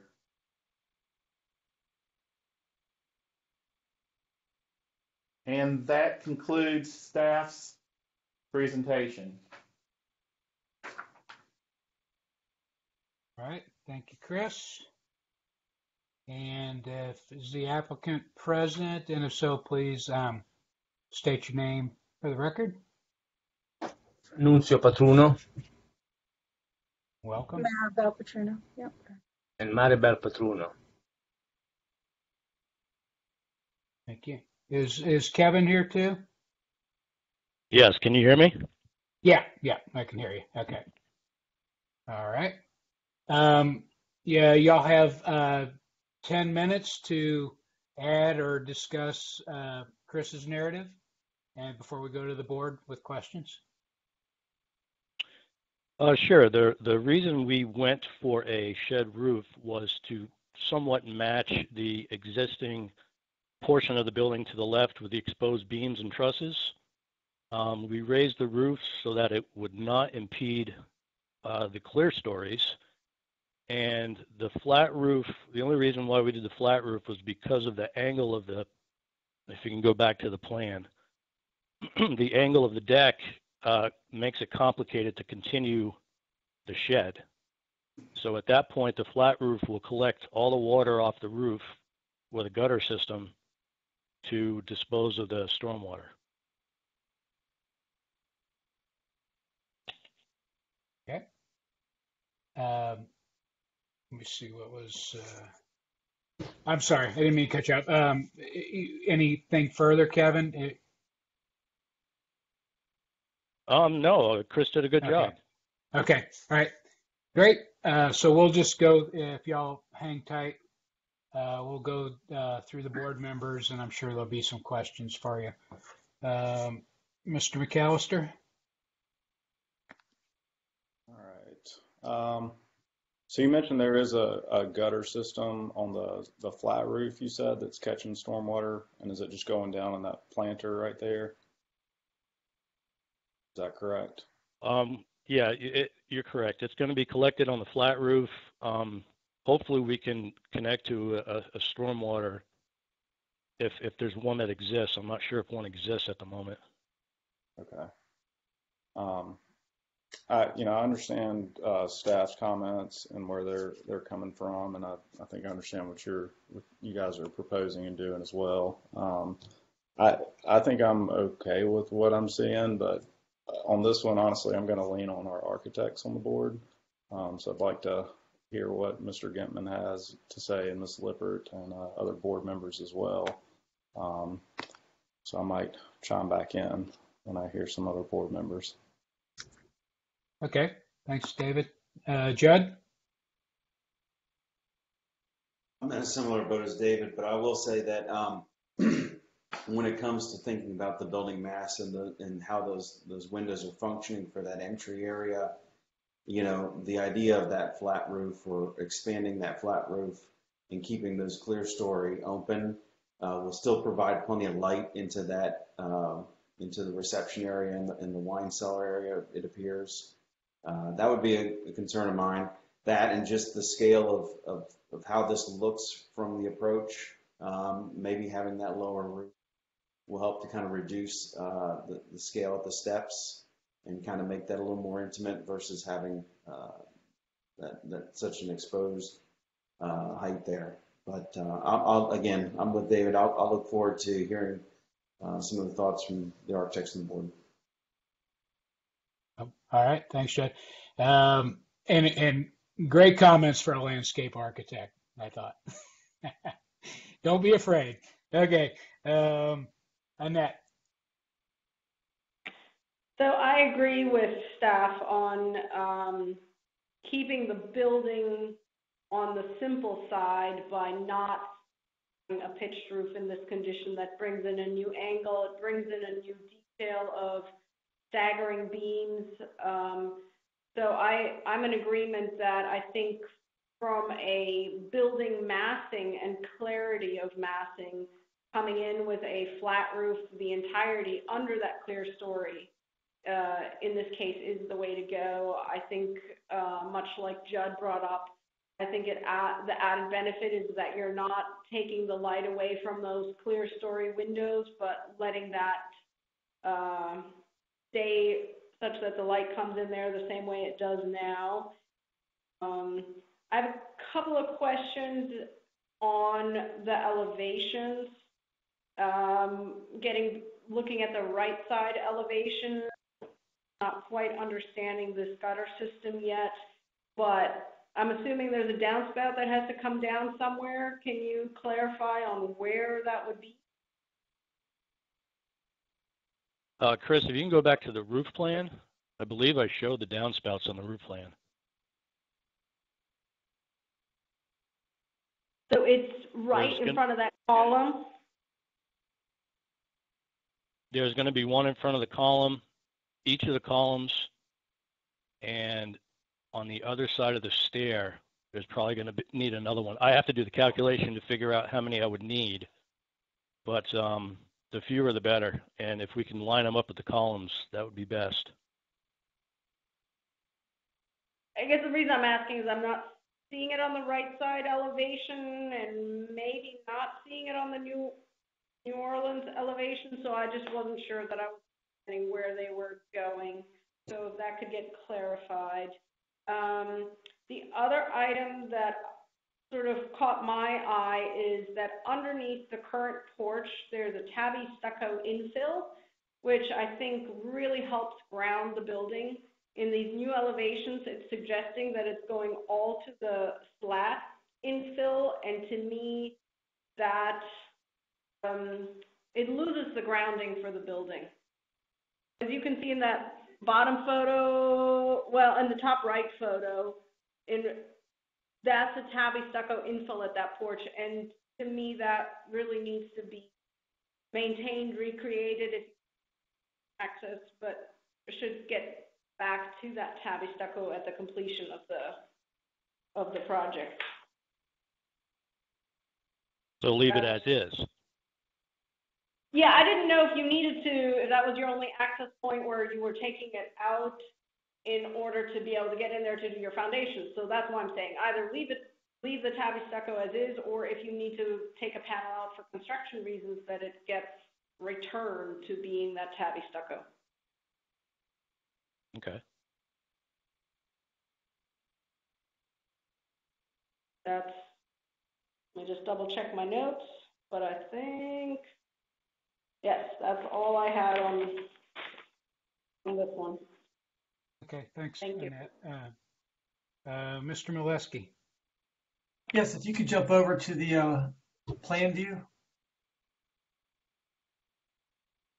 So approximately, what is the dimensions of that deck running left to right at the longest point?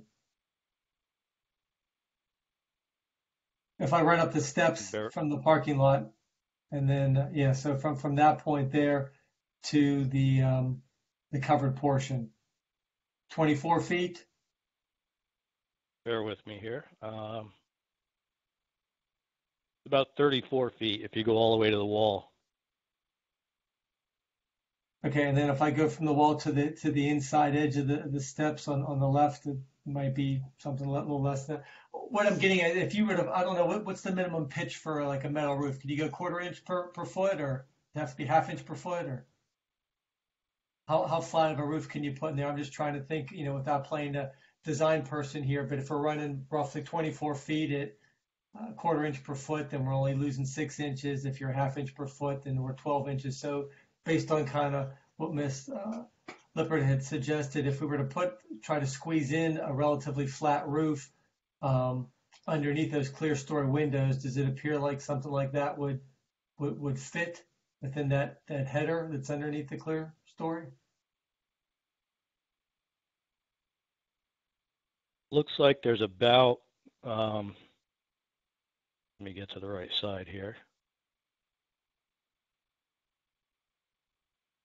There's about 12 inches between the windows and the clear stories. So we'd have to fit all that within that 12 inches. And is that a study that you guys had already done, and there's a reason why you didn't go that route, or? Well, the reason why we went the route that we went was trying to pull off of the aesthetics of the exposed trusses and beams on the left-hand side. And I've never physically been in the restaurant, but if you flip back to the plan view there, if you were to continue with the way that you're proposing it, then it looks like the light that would make it into the clear story to where your wine room is, all that kind of is what would most be affected then, I believe. Is that correct? That is correct. That's why we left the front elevation as open as possible to try to get as much light underneath the roof. Then can you jump back to your elevation view? I'm sorry.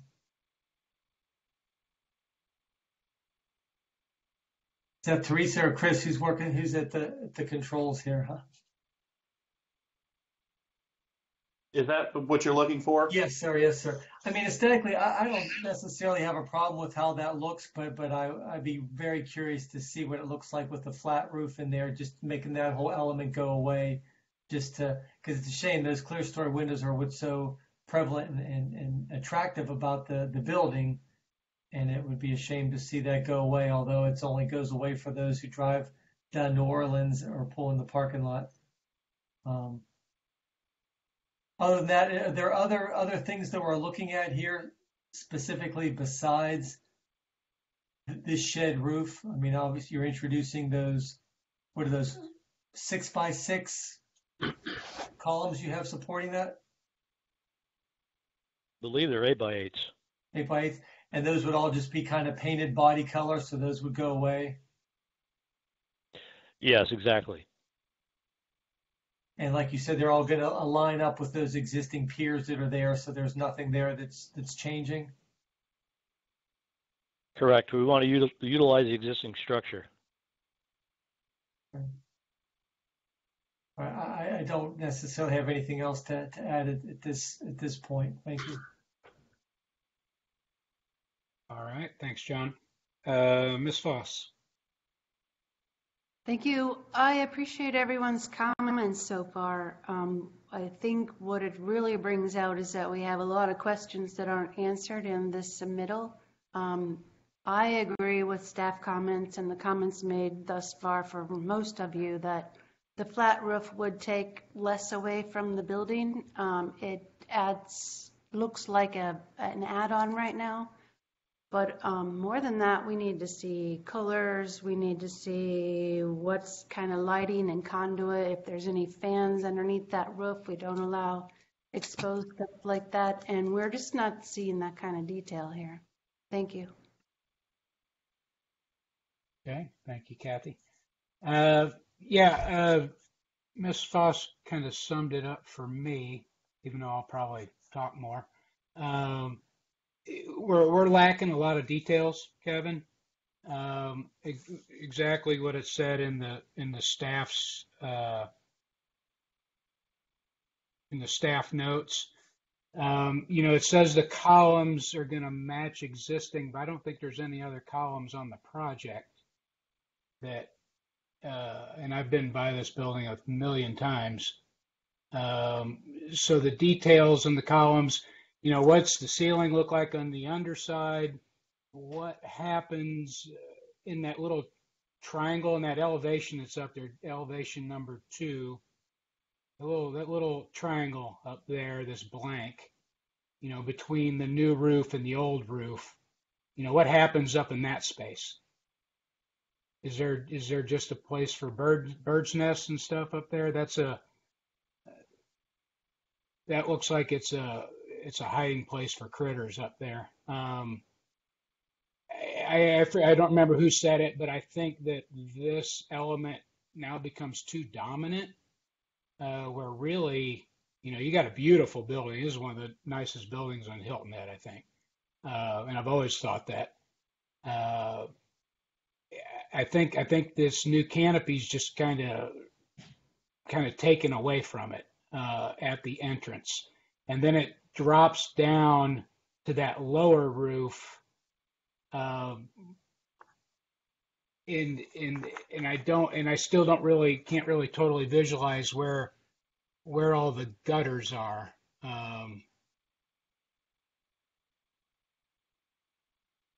Does the water run off the high roof, and does it just run down onto the flat roof, Kevin, or does it catch it up at the bottom of the slope? There'll have to be somewhat of a gutter on the shed, only because the overhang at the stair is not caught by the lower roof. But the idea is that the majority of the rainwater would get collected on the lower roof. So it's just going to run off. I mean, it's Correct. and that's a 6-foot drop. I think you might get a lot of splash and stuff there too, if that's the way people are coming up the steps. But really, the bottom line is, to make an educated vote on this, we would need more details, because this was submitted as an alteration addition. If we were to approve it, there's just too many things we don't know what's going to happen. So, and I don't think it's going to pass a vote. So if it doesn't pass a vote, I'm going to let Chris explain more on that, what happens if it doesn't pass. But my recommendation would be to make a withdrawal and come back with all the information we need. We need to know what the light fixtures are, how you're going to hide all the conduit on the outside, details on the base of the columns, the top of the columns, the beams. Are you changing anything? Are the little marquee canopies still above the entry doors, or do those get taken off? The ones that are now under the roof. I don't know if those are staying or going.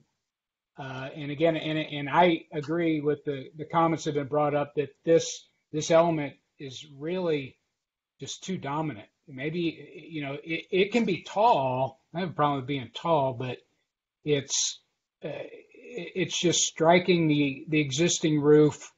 You got one fascia sitting on top of another fascia. If you look at both these elevations, so the fascias don't line up. It seems to me they would want to line up. And then, are there columns in the middle of the seating? Most likely they would have to be, yes. Okay. All right. Yeah, so we got those two. I think we just need to have more things figured out to really vote on this. So, Kevin, this is Chris with the town of Hilton Head. I would just remind you that really the DRB has only three choices. They can deny, they can approve with conditions, or they can approve as submitted. If they deny, you're prevented on coming back to the DRB for a full year without substantially changing the project. Now, we can argue about what substantially changing means, but it's really up to you. By withdrawing, you preserve your ability to come back without question as soon as possible. Then that would be my vote. Okay, well, I'm sorry. For the record, I'm going to need you to go on record as requesting that withdrawal, or asking to be withdrawn. I am asking to be withdrawn. Okay. All right. And I will, just remind you that when you come back, it has to, since this is a one-shot deal, this isn't like a first renovation came back for 2 or 3 reviews. I don't remember, but you had done I believe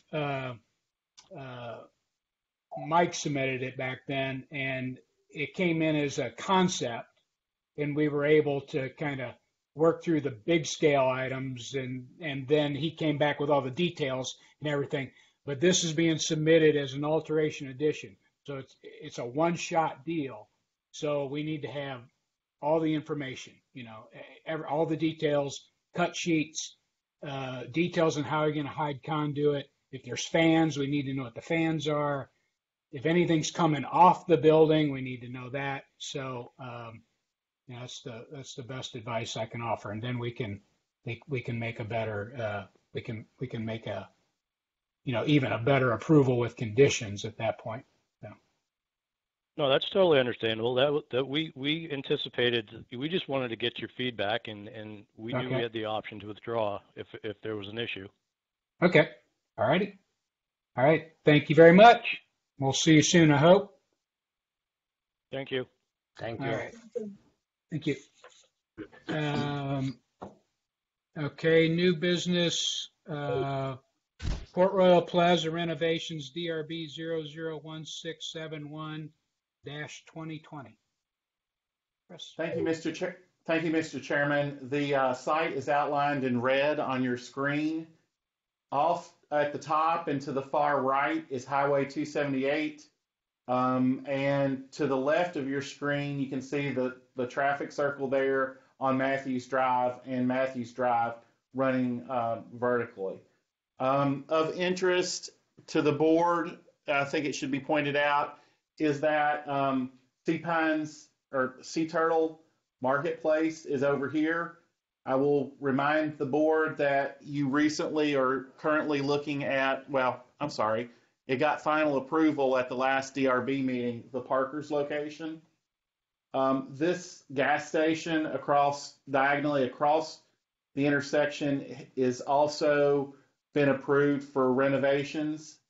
And there's an empty Pizza Hut building right here. Oh, and the old Sam's Club location, last year there were some approved modifications to that structure. If anybody does not know where we are, please let me know right now. Not hearing or seeing anybody. The applicant is seeking to modify the existing facades of the vacant tenant spaces at 95 Matthews Drive, which is the former location of the Bilo grocery. This space has been divided into 3 spaces, and we'll see where those are. Currently, there is a Planet Fitness occupying the central tenant space. The applicant,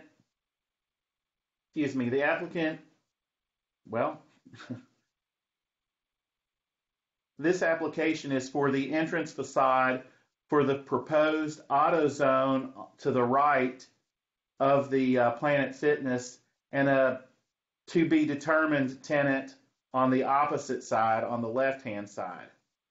Additionally, the submittal includes an option for the space to the left to be split into 2 spaces, requiring a third facade adjacent to the existing gazebo structure.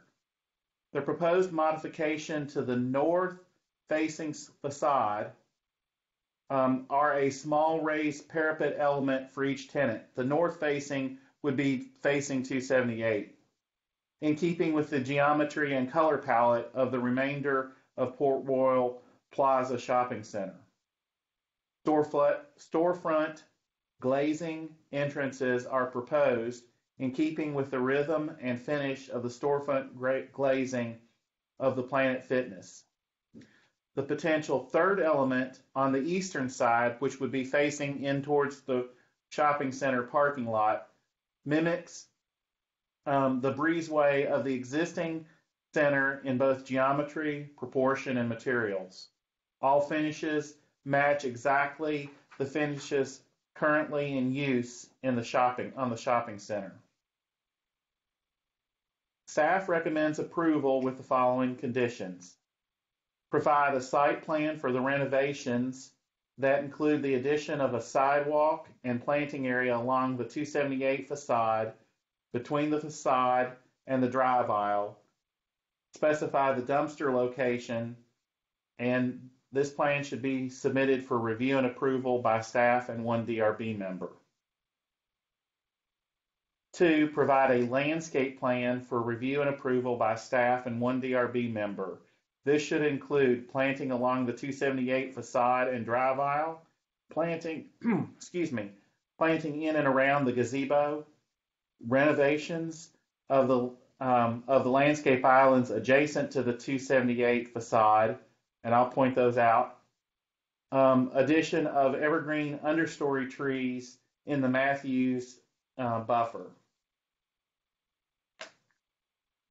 Okay. Oh, and I'm sorry, there's one other, this one was, the third condition would be that the back of the building be painted to match the front. And again, I'll point those out in this presentation. So here is the site, and I'm sorry, we're going to be rotating a little bit. Just to clarify, Matthews Drive is at the top of your sheet with that traffic circle there in Matthews Drive, and 278 is running off to the right-hand side of the sheet, of the slide. You see the new Planet Fitness location right here. This is the old Bilo location. And then the proposed AutoZone location is between the Planet Fitness and Matthews. And the other space is on the opposite side of Planet Fitness that could possibly be two. And this is that gazebo that's in the shopping center. Again, this is the old Sam's location, and we'll look at a slide of what was proposed and approved for the front elevation changes on it. Again, we're rotating slightly, well, not slightly, 180 degrees. Matthews is down here with the Matthews circle. 278 is here. This is the old Bilo, now Planet Fitness, with the AutoZone and the two proposed tenants, possibly two tenants right here. This is the balance of that shopping center. Old Sam's location. So, I'm sorry, what we're gonna do is we're gonna walk you starting back here at the back of the building and walk around the building into the Port Royal Shopping Center. So at that back corner, this is the existing fence and column. The detail of that column. So we're now on Matthews Drive looking into the site, so you can see that fence that we saw from the other side, which is doing a good job of screening the parking lot, and you can see the back of the building. You'll notice there's a little bit of a color change between the side and the back. And that's a little bit more evident right here. Again, we're walking down Matthews Drive. We're a little bit further down, so this is the side of the building, and it's pretty blank. We're continuing to walk down, and this is the buffer. There are some existing canopy trees there, but there's nothing else to help screen that blank wall and parking. This is at the corner looking back towards that buffer right here on Matthews Drive. And as I said, you can see the canopy trees, but really nothing lower. Another shot. Now we've turned and looking into Port Royal Shopping Center. There's that existing live oak right there. Looking back towards Matthew, you can see where that's bumped out to accommodate that live oak, the drive and the curb.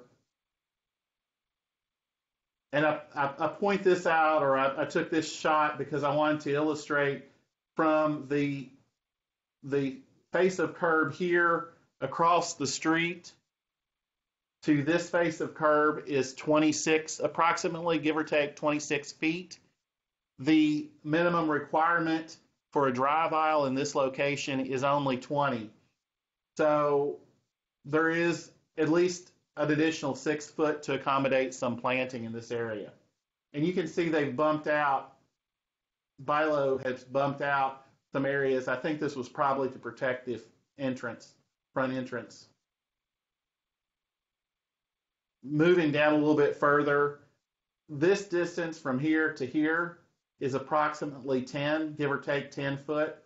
So again, we've got 10 foot here, and then from here out, we've got give or take 26 foot. Now we're looking back towards Matthews, and you can see, again, you can see that bump out down there that we were just talking about and looking at. And I would call your attention to the landscape islands opposite the drive aisle. The trees are in pretty bad shape, and some of them are even missing. Another shot of those landscape islands directly across the drive aisle. Looking into the parking lot. And now we've come around the corner. We're looking at the side of this building. We can see the pergola. And this is where that option for a third entrance would be. So I think it's clear to point out that this is just an option, and if you approve this option, it's not a requirement that it goes in. You would be approving the option for them to add it. A detail of that pergola. And these are the islands across the drive aisle from the pergola. They're absent trees.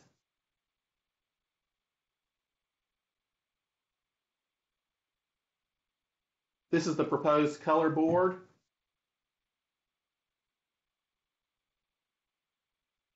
This is the dumpster enclosure.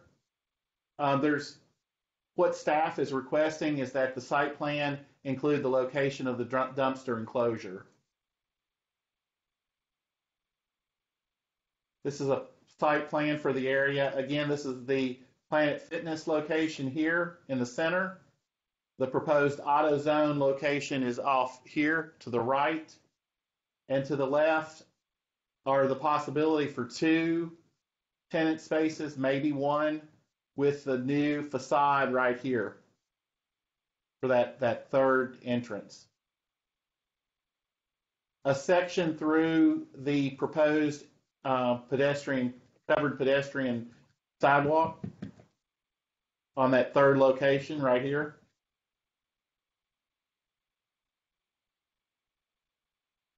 This is that elevation on the left hand to the left of, I'm sorry, yes, to the left of Planet Fitness. And this would be the AutoZone location. You can see that existing tree in here and the accommodation they've made for the parapet location. Elevations of the shopping center, existing and proposed. So you can see this third location does a great deal to break up that wall. And this is the approved plans for the old Sam's Club location. Again, they had 3, and the existing entrance to Sam's Club, and then they were adding an entrance here and an entrance over here. And so there was some, the DRB requested or required some additional planting in that area. It's a very similar situation where the drive aisle was wide enough to accommodate. And that concludes staff's presentation. All right, thank you, Chris. Is the applicant present? And if so, please identify yourself. Hi, yes, I'm Gretchen Fisher with MJM Architects. Hey, Gretchen, welcome. Thank you. Would you like to add anything to Chris's narrative? No, I mean, Chris did a really good job of presenting it. I would like to say that I did speak with the client and about the landscaping comments, and they are aware of that and agree with it, and they are in process of bringing on board a landscape architect to assist with the development of those plans. Okay, thank you. All right, well, hang tight. There may be some questions for you as we go through the board members. Okay. And we're a model of consistency today. So, Mr. McAllister, you get to go first again. All right. Thank you, Mr. Chairman. I guess I'll start with saying this is a great project. It's great to see some new tenants and some attention to being paid to the shopping center. I think it's exciting, so glad to see all this happen. I'll start with a lot of the site comments since there seem to be several that staff has brought up. First of all, I think if, going back to the old Sam's Club that we saw last year, we did ask them to cut out a little bit of the existing pavement to provide some landscape in the front of the facade. It sounds like Chris is saying that there is room to maybe make some improvements to that. I feel pretty strongly that would be a positive thing for the shopping center and the presence of that anchor tenant. I do think that's a good comment and would like to see that happen. And also, that may give the opportunity to provide that sidewalk connection to give some more continuity throughout the shopping center. The Matthews Drive buffer, I think that's a great observation by staff. It's a little thin right there, and unfortunately, we've just got pavement right up against that the facade of that building, so we don't really have a landscape strip or anything to soften it. So I think providing some understory trees, as staff has suggested, is a great suggestion, as well as on the opposite side of the building by the little gazebo structure. I think it's worthwhile to have some foundation plantings there as well. And let's see. And is the intent to keep all the hardscape and the sidewalk as is, as it's existing? For the most part, yes. There would need to be a little bit of modification to create an extension. If that third tenant is added, we would have to add a little bit of sidewalk to get over to that covered portion right there. Okay. Yes. Okay. All right. And yeah, and I won't, say the same stuff that staff has been saying, but I'm in agreement with really all the landscape comments. All those islands are just a little tired out in the front, and I think it would be worthwhile to freshen those up as well with new plantings. So those are my big site comments. The massing of the building, I think, is okay. I know the Planet Fitness, I guess it's a parapet wall, I know it's existing, but it feels really heavy. But I'd like to hear what architects have to say about that as well. Those are my initial comments.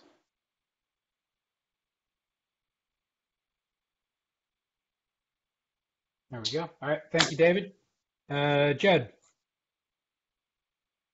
Yeah, I think when it comes to this particular facade within this compound, that there's this opportunity for this streetscape to be improved, coming in off of the circle off of Matthews and kind of introducing you into the fact is that it is going to be multiple tenants, which is ideal.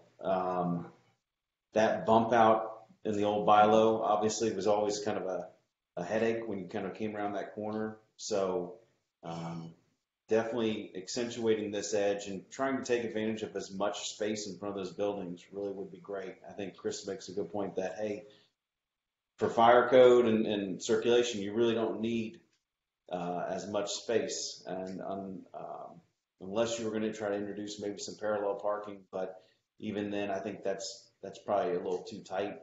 So I agree with comments as far as introducing some of the streetscape elements and then being able to mirror that with improvements in the parking area.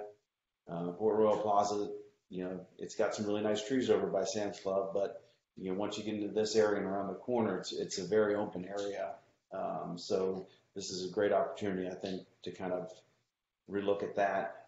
As far as the facades themselves, it's always a nice treatment. I'd be concerned about if you've got these sign panels going to be associated with those parapets, just the illumination or how that, that tenant signage would be lit. And then, I think you can see it in the site plan. I'm sure that a lot of that access up from those parking lots, as long as we keep that access from the parking lot into the parking lots into that sidewalk, is clear with that, whatever plantings happen. As long as we keep some of those access points clear, it'll help out a lot for the pedestrian circulation. So thanks. All right, thanks, Judd. Annette. So I agree. It's nice to see more tenants wanting to come into this shopping center. So I think that's a good thing. I guess there are a couple of things where I'm a little unclear on, and I think the one that catches my eye the most is the sign location for the AutoZone. It's not symmetrical to the Planet Fitness entry, and it's over a step in plan, and it's not over the front door. So I think I'm struggling with that location of that sign, of whether that can shift over the front door or how that could shift to, it seems to accent the plan steps rather than sizing the entry point. So I guess that's something I'd like to hear what the other board members have to say on that, and possibly seeing that move over to the left by a bay. I can't gauge what size the signage is, and I realize the signage is a separate submittal, but only the reason I bring it up is because the sign field seems to pinch sort of the lighting area. So in that sense of whether that signage field, if that were to shrink a little bit, because it's not aligning with trim of the existing parapet, so that's something I'm wondering about. And for the future tenant option side, looking at elevation 3, it seems to me, based on the existing, that both sides of that roof would want to have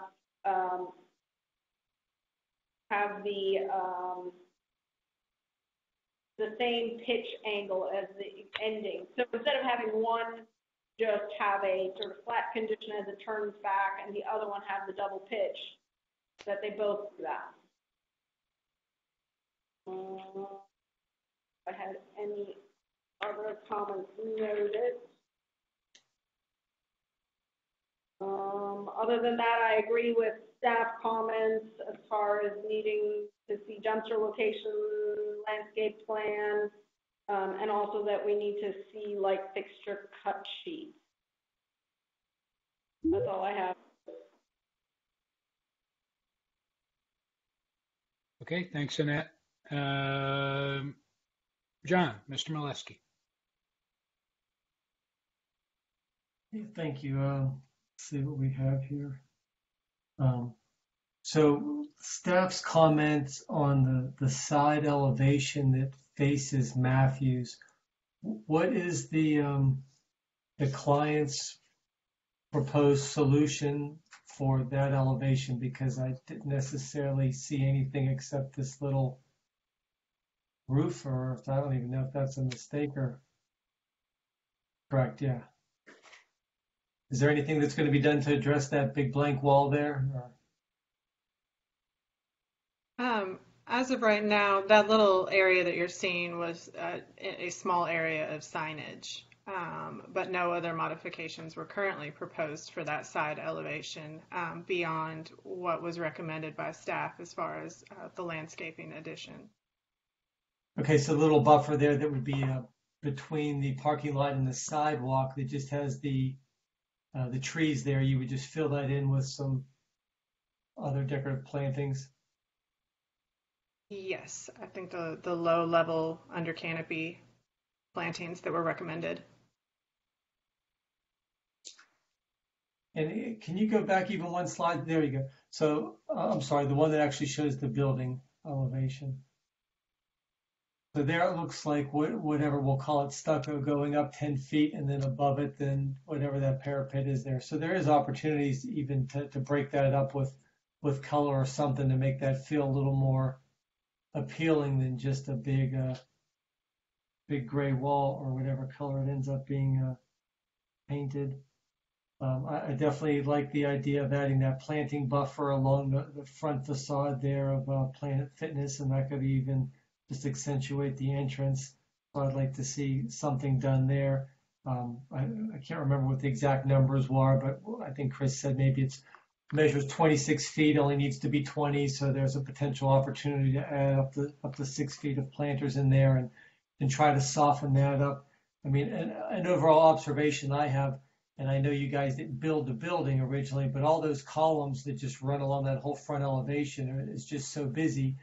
You know, perhaps, and maybe an architect could definitely help with this, and even with the landscape architects as well, but maybe the columns that are on the left and right of the entry doors, perhaps those could be emphasized somehow to feel, structural in nature, and then perhaps the slew of the other ancillary columns could be downplayed somehow. And I don't know if that's achieved through paint color or again through adding plantings, but it would just be something nice to make the center feel more current and not so antiquated. To jump to the complete other side of the building, the elevation that has the gazebo, I know you had mentioned that there was an option to add a third entry in there, and our approval would only give them the option to add that. If indeed that third entry option is not exercised, is there something more that would be done correct to that elevation there to, again, update it instead of just having this big hedgerow with a couple little miscellaneous things in there? Is there something in the landscape plans or that you guys are proposing to break up that monotony? I think as they develop those landscape plans, if they decide not to move forward with a third tenant space, that we could certainly look at maybe some larger trees to help break up that facade. I think developing that landscape area further would be happening regardless of whether the third tenant came along or not. Okay, so that would be great. And then I think it was Mr. McAllister that made the comment I agree with that tall parapet wall. Is that something that we're looking at the entrance of Planet Fitness there, that there's some consideration to, again, soften that big parapet wall that's there and again, try to make it look a little more current? I don't know if we have a front elevation there that shows the Planet Fitness.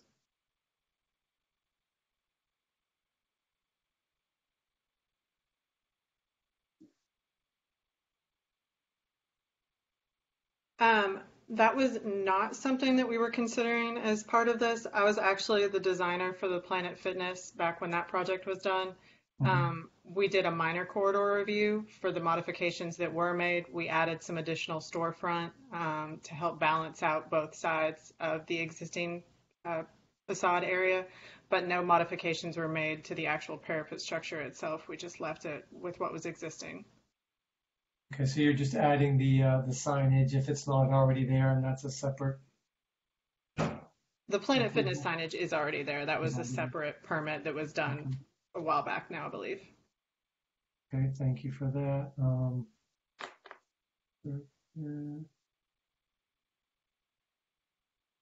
Those were the gist of my comments. Thank you. Okay, thanks, John. Ms. Foss, Kathy. Thank you. I agree with all staff comments about the landscaping especially. We just need to green that up as much as we can. I like the idea of painting the back of the building the same color as the front and sides. I would add to that the stucco post on the fencing back there also be painted to match the post on the building.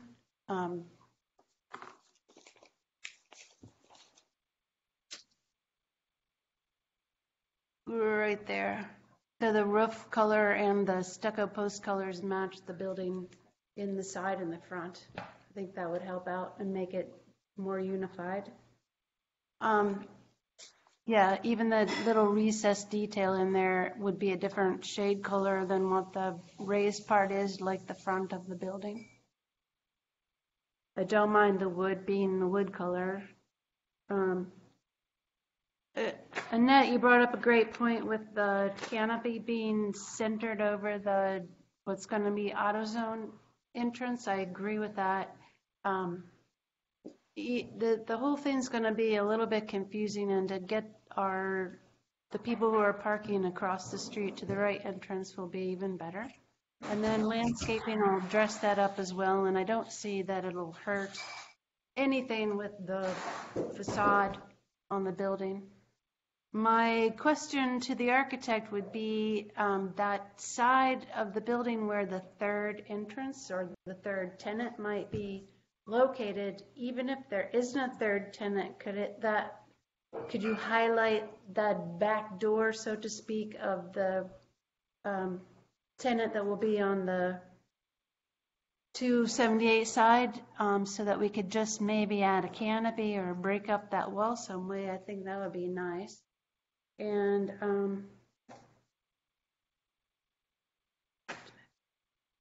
see if I got anything else. I think that's all I have. Thank you.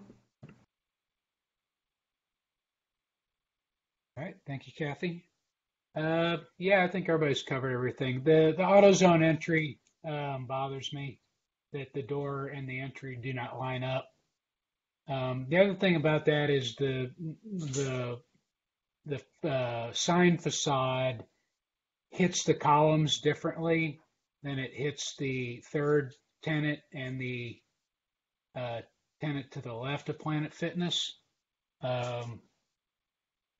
The third tenant and the tenant to the left of Planet Fitness both have a little overhang at the columns.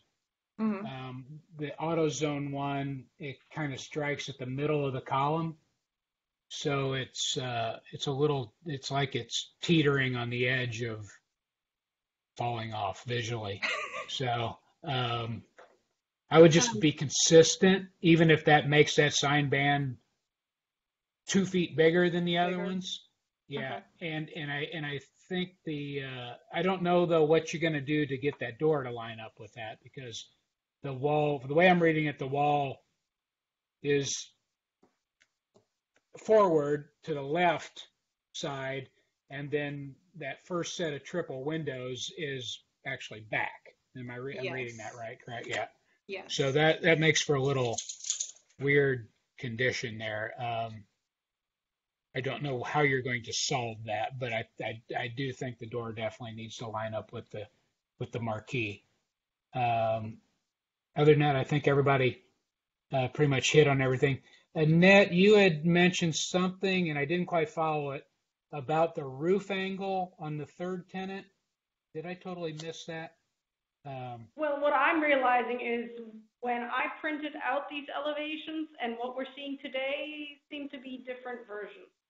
And so my comment is overhauled on the third tenant because it already has the hip condition for that third tenant. But the version I had, it did not. Okay. While I have the floor, may I add one more comment that I saw in the photos as Chris was scrolling through one more time? Yep.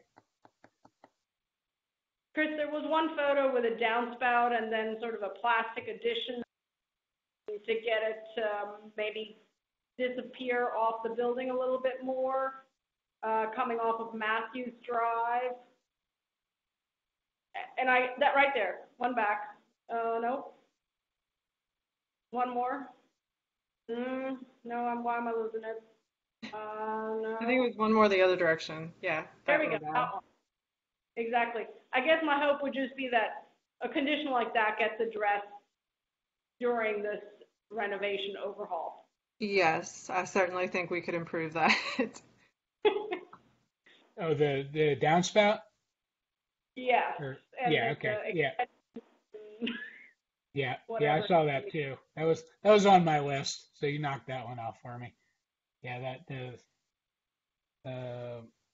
Okay, and let me see if I have anything else. I'm sorry, were you finished in it? Yes. Okay. And we don't have a roof plan, which we could probably do without because it's pretty straightforward what you're doing. But in your, I'm just wondering if we need one. And are there any, I'm sorry, I got interrupted for a second. Are there any outside fixtures or anything that we would need to see? I don't remember anybody mentioning that. Lighting under these new canopies is all going to be the same as it is? It's going to be the same as what's there. I don't believe there's any under canopy lighting right now, so we weren't planning on adding any. Okay. And Mr. Molesky had mentioned about sign lighting, but that would be part of the signage submittal, I would assume. Okay. Chris, anything to add to the conversation? No, sir. Thank you. Okay. Anybody need a second round of discussion or opinions? All right. There's a good number of landscape items and, a few architectural things. Would anyone like to take a stab at a motion?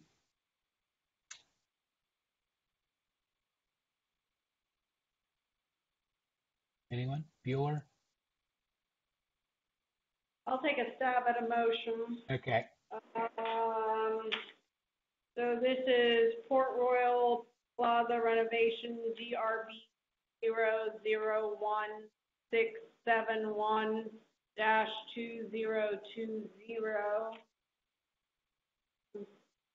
This would be a conditional approval to include staff comments, which were the dumpster location, beefed up landscaping, including a landscape plan, the back of the building to be painted to match the side and the front, the stucco posts of the fence to be painted to match the building columns, the marquee location for the auto zone to be studied to have, whether it's door moving or marquee moving, that the marquee be over the door and that the relationship of the marquee be the same to the columns as at the to be determined tenants to the left of Planet Fitness. And I guess we determined that lighting on the marquees would be part of the signage submittal. So I think lighting does not need to be part of this. And that the downspout conditions on the existing facade be addressed.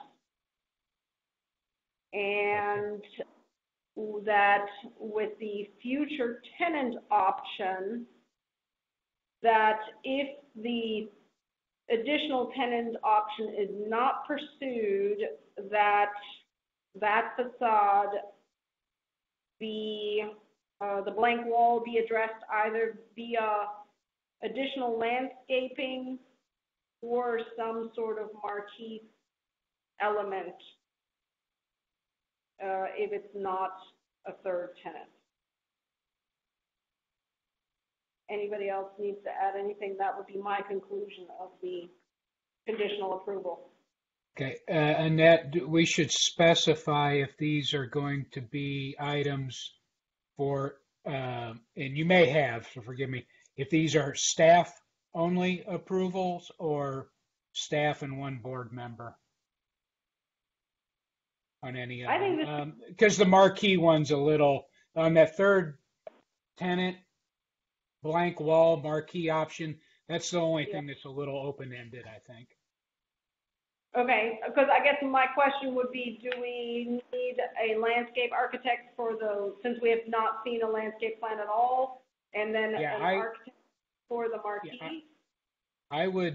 Yeah, I would let David and Judd arm wrestle over who wants to be the board member on this one. Yeah. Kathy? I think it would be worth bringing this back to the board again with all the landscaping, the change of the canopy, the side entrance maybe being up for grabs. I think it might be worth a second look for everyone. Okay. Anyone else feel that? Raise your hand. Or do you think we can get through this motion? I kind of feel the same way. Okay. Honestly, when we were discussing, I thought it was probably headed towards, I mean, not that it's that far off the mark. It's just there's so much more information we need. Yeah, it's a good point. Good point. Judd, do you agree? You'd rather see a landscape plan? All right. Gretchen, I'm going to make a suggestion, and then Chris is going to explain to you the ramifications of this suggestion, that you withdraw for this and then come back with a completed landscape plan and all the other comments based on the comments, and then we can knock this out at the next meeting. Because as you could see, the conditions were getting a little open-ended and a little lengthy. Mm-hmm. And in that too, I would like to see a roof plan, just so that we have it. So I would suggest a withdrawal. So Chris, just so that's on the record, could you explain the options, please? Yes, sir, Mr. Chairman. Gretchen, per the ordinance on Hilton Head, the DRB really has three options. They can approve as submitted, they can approve it with conditions, or they can deny it. If a project is denied, you're prevented on coming back without substantially changing the application for a full year. The best thing to do to preserve your option to come back as soon as possible without question is to withdraw it. You really don't want to get a denial because you've just got that. We can argue about what a substantially changing a project is, but let's not do that. So your option there is to withdraw it. Okay. Well, I would like to withdraw then for today's meeting. Okay, good. Yeah, I think you're close to being there, but that was a good point, Kathy. So thank you for bringing it up. That it's probably best for everyone to just get a good, nice final set, and then we can just run through it and Mr. Chairman, so, Mr. Chairman, yes, I'm sorry, yep. a little housekeeping. There is a motion on the floor. Oh, yes, thank you. Nat, would you like to withdraw your motion? Yes, I'm going to withdraw my motion.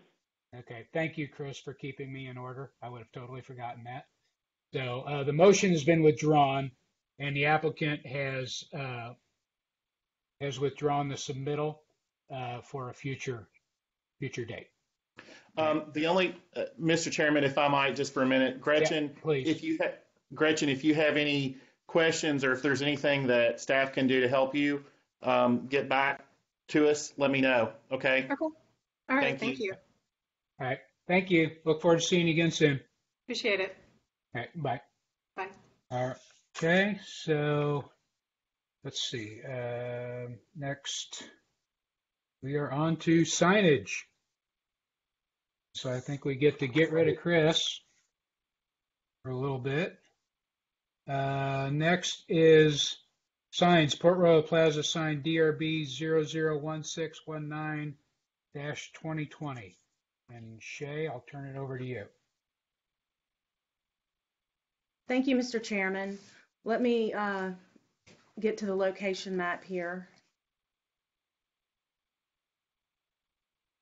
So we're following up with the signage application for the plaza. This application is for an update to the sign system for Port Royal Plaza and modifications to the freestanding signs. The current sign system needs to be updated to reflect the changes to the two anchor tenant spaces, which used to be the location of Sam's and Bilo. These buildings are being subdivided into multiple spaces as you've reviewed before. The current sign system is also old and predates the design guide. New colors are being proposed that better meet the design guide. As the tenant signs are replaced, they will utilize the new colors. 8 additional colors are being proposed for the sign system. They will all have a matte finish. In addition to the 2 building colors that have already been approved. Minor tenants will be allowed to use 1 color per sign, and major tenants can use up to 3. The lighting will be bronze gooseneck, which is consistent with the Planet Fitness approval. The monument signs will also be updated to accommodate the increase in the number of anchor tenants. The signs would be resurfaced with stucco and a new top panel added to complement the band on the top of the base. The signs would be painted to match the building, which is Glidden Mountain Gray. The proposed copy would be 1/2-inch thick letters painted Sherwin-Williams Salty Dog. There would be 6 tenant panels made from routed HDU with a wood grain texture. The accent bands would be Sherwin-Williams Stolen Kiss. Staff has been working with the applicant very closely, and many modifications have been made to the proposed colors as well as monument sign design. Staff recommends approval of the application with 2 conditions at this point. 1, that the tenant panel background color be Glidden Designer Gray, which is the other building color. And I would also like to add that any modifications to the facade approval be incorporated into the approved sign system. And that, with that, here again, you have the location on Matthews and William Hilton Parkway. This is the section of the smaller tenant spaces, which are all existing. And this is the location of the sign band here. This is the updated elevations for the Bilo building. And when the elevations are updated for the SAM space, that will also be incorporated into this system. I apologize for the delay. I'm trying to scroll.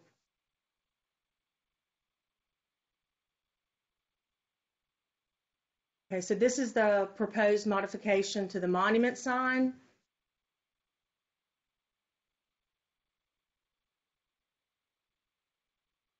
And the proposed color palette.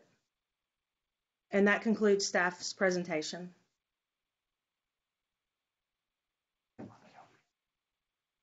Okay, thank you, Shay.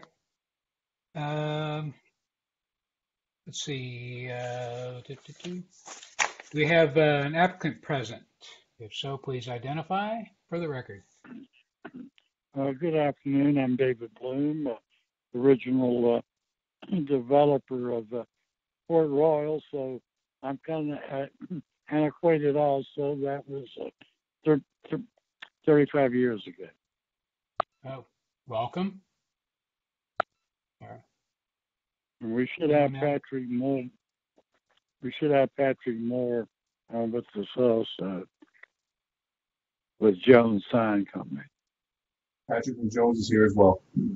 Oh, okay, great. All right, CFOD. All right, gentlemen, if you would you like to add anything to Shay's narrative? Well, I'll just give you a little bit of history. As I said, I developed Port Royal Plaza way back in 1985, and at that time there was no such thing as a sign design package, but there was a limit on the size of the sign. And just a little anecdote I've always enjoyed, Walmart, Bilo, Revco, nobody paid any attention to the town. They put up their sign, Discount City, we sell for less. And I'm happy to say that I watched all 3 major tenants have to take down their signs and do what was appropriate in those days. As we got into the 90s, problems were caused by the vast number of local tenants that we have. So in the late 90s, we developed a package just for the small local tenants because at that time, Walmart, Bell, and Repco had this signage. As we get into, hello? Yeah, we can still hear you. Okay. As we've entered into, sorry, I think my ear keeps trying to dial the phone. Am I still on? Yes. Okay, thank you. We, with the passage of Walmart, we had an opportunity and a need to redo a sign package. And our first thought was, in discussion with staff, was just to do a package for the major tenants. But as Shay said, our local package was over 20 some odd years old. So we decided to do a new sign package for all of Port Royal that apply both to major and minor tenants. The process was somewhat simplified because in order to get our lease done with Planet Fitness, staff worked with Planet Fitness and us to help come up with a sign system for Planet Fitness. And as Shay says, since that was approved, the sign package that we have submitted to you is based upon all the elements used for Planet Fitness. So the system's intact, and we've changed some colors from the original package because those are outdated, and not to be a burden on existing tenants in today's world, those signs will stay in place until a new tenant comes in.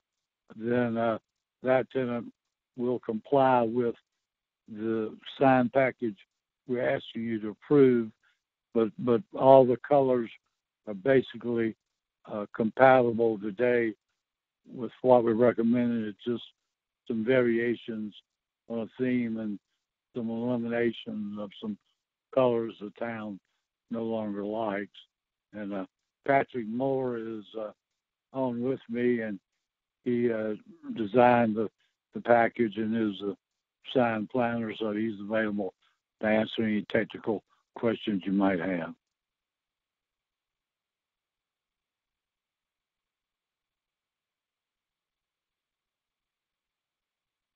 Hello? Oh, sorry. Hello. Oh, sorry about that. Thank you. Thank you, David. Patrick, I was muted for a second. Patrick, do you have anything to add before we go to the board members for comment? Good afternoon, Mr. Chairman. I do not have anything to add. I think David covered everything pretty well. Thank you. Okay, great. So if you gentlemen would just stay tuned, and we will, if we have any questions for you. So I will start with Mr. McAllister again. Well, overall, I think it looks really good. I think you guys, you can tell that you've worked with staff and you're on the mark. The only question I had was regarding the monument sign. The tenant panels, what is the material or background color of the actual panel? I can answer that question for you. The material is high density urethane, so Okay. it's also known as sign foam. It can be, if we're going to route a wood grain into the background of it, so it appears to be wood, like a wood grain. And right now I think we had them shown as a white color, but it was I have a note here that says the tenant panel should be changed to Glidden Designer Gray. So Okay. Yeah. We can make that update. That's clear to me, and that all makes sense. I just I was kind of reading as something a little different, but I get the wood grain texture. I think it looks good. Don't have anything else to add. Okay, thank you. Judd? I just have a question as far as the smaller tenant signs that fall underneath the roof overhang. Are those similar to what's out there now in regards to the location? I was looking at one of the images from the previous submittal as far as like the Rileys and the Plantation Cafe and how they sit up underneath there. I wasn't sure if just if making that into a panel restricts that or constricts that ability for them to have that sign, or is that not the intent with this as far as having an actual panel there? David, I can let you speak to the panels that are going underneath the canopies. I believe that the intent was to keep them the same as what was was what's currently being used. But David, please correct me if I'm wrong. You're talking about the small signs that, in essence, you can see as you walk the sidewalks in front of the stores. No, I'm talking about the one from the parking lot view. The one as far as what you see right under the roof line. Seeing that obviously there's a lot of different typefaces and a lot, different ways of approaching the fonts. There wasn't going to be a uniform font for that particular treatment, is there? Well, as I said, the signs and the local tenants will stay in place. That was the way staff and I did it, because we're not going to go in and tell all those tenants, you got to take off your signs and change it. I mean, when a tenant moves out and a new tenant moves in, that tenant will be required signage will be required to follow a new sign package. So everything you see now stays the same. But it's still, it's going to be similar where they're going to still be able to provide a whatever font, and then they'll pick one of the colors that is in the palette. If I could add in, this is Shay. Those signs are currently channel letters, and there is an existing sign band on the fascia, and that will not change. There will still be channel letters, just modified in color to meet the new sign system. Does that clear that up? Yes, that does. I just wasn't sure if there was going to be a consistent font on all those, or if it was still going to be each of the tenants was going to be able to select it. I understand the treatment now. Let me look in the system right up.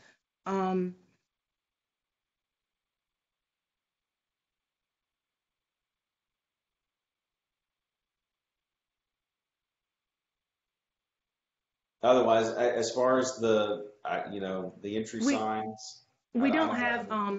Sorry, Jeff. We don't have a specific font identified in the narrative.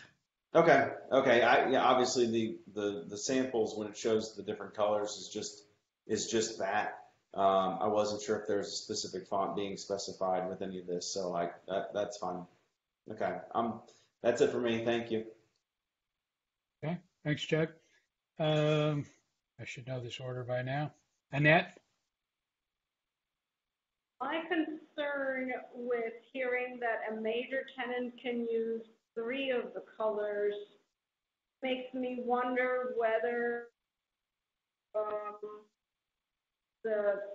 guess it's 8 colors and 2 bases, or 10 colors if you want to call it that, should get split into a category 1 color and a category 2 color, so that even the major tenants can only use one of the category 1s. And what I'm saying is, if I'm a major tenant and come and I say I want to use Stolen Kiss, Jam, and Salty Dog, I think that would not really be in keeping with the signage sort of standards. And maybe that gets solved because each sign still has to get approved. So I'm kind of throwing this out a little bit as a question to the board of whether splitting and maybe also to Shay, whether splitting the colors into a category 1 color of which everybody can only use one, but it still allows the major tenant to have 3 different colors. That's the only comment I have. Jay, do you want to address that? Or do you have any reply to that? That is certainly a potential. We had identified the Stolen Kiss and the Yam primarily to work with AutoZone. So I don't know if the recommendation that you would make would be prohibitive in that manner. But if you would like to do that, I would suggest identifying that as one of the conditions, and you could identify those, limited or, tier 1 colors in that motion. Okay, thank you. John Oleski. Yes, thanks. Just for confirmation for this, the smaller tenant signage, which will kind of be placed on the fascia, on this particular building, is that where they're currently at, or is this a new location for their signage? That's the current location. Okay, so the overhang won't compromise the size of the lettering or the visibility from the parking lot. This is just strictly just to change the color palette. Yes, sir. Okay, thank you. That was my only concern. You had a little picture there that showed the overhang, and at first I was just making sure that didn't block the signage. Thanks. All right. Thanks, John. Ms. Foss, Kathy.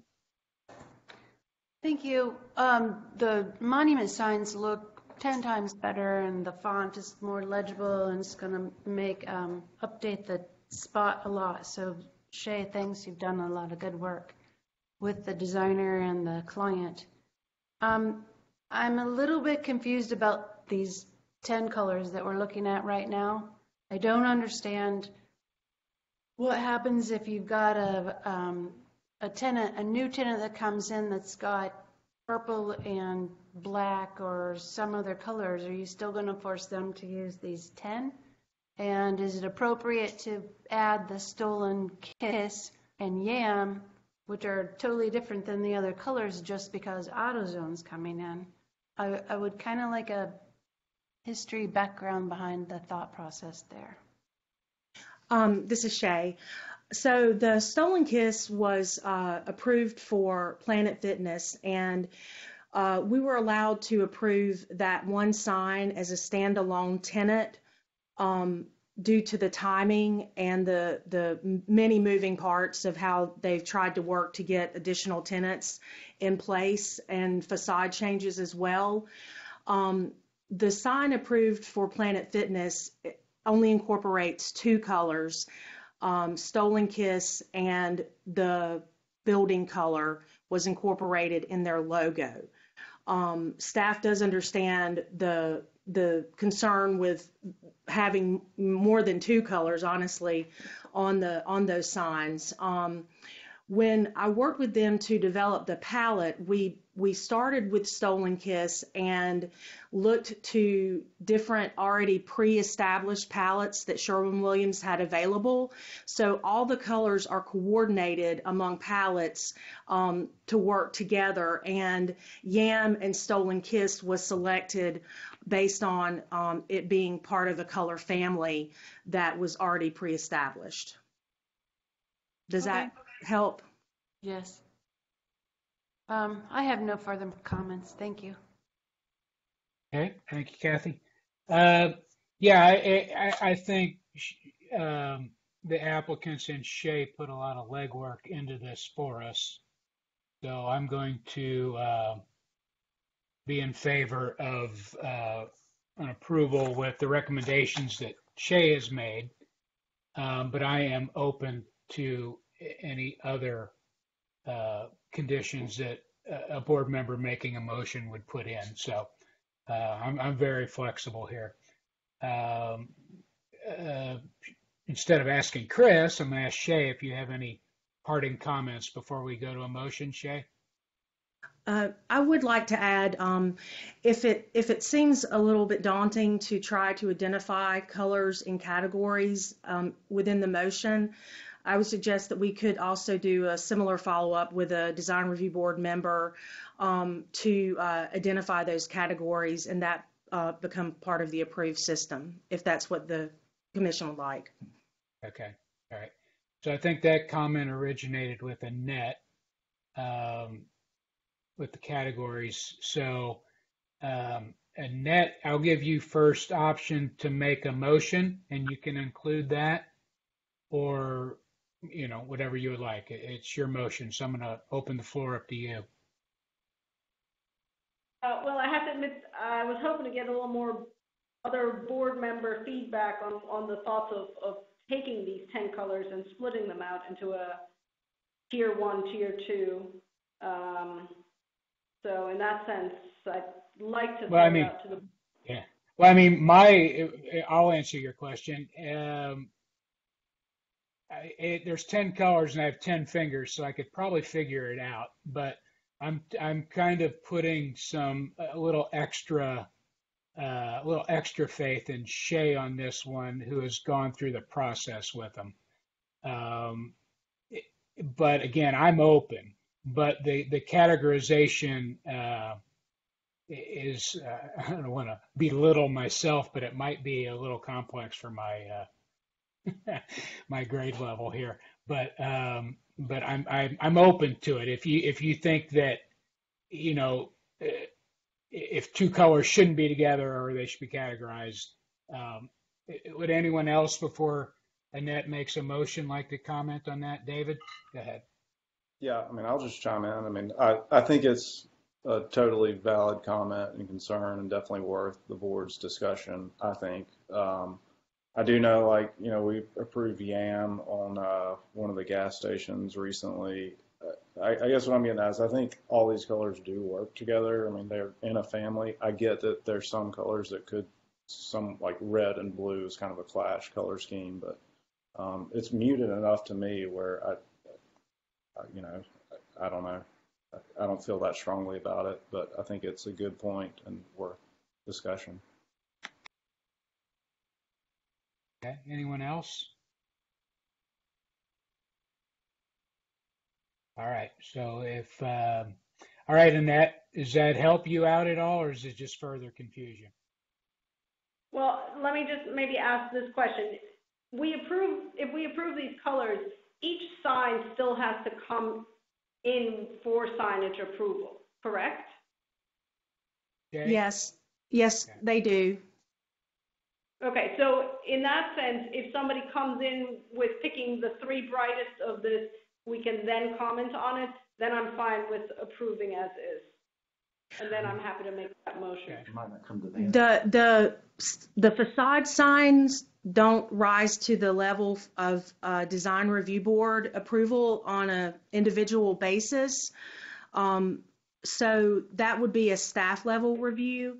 I can make another suggestion. Maybe 3 colors is too many for an individual sign, and so maybe a motion could include a limit to 2 possibly, just as an idea. Kathy? Shay, I think that's a great idea. Yeah, I agree too. That sounds very logical to me. Yeah.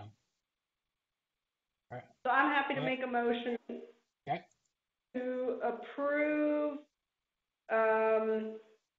the monument sign with the staff comments, and to approve the color selections with the condition that a minor tenant can have 1 color and a major tenant can have 2 colors.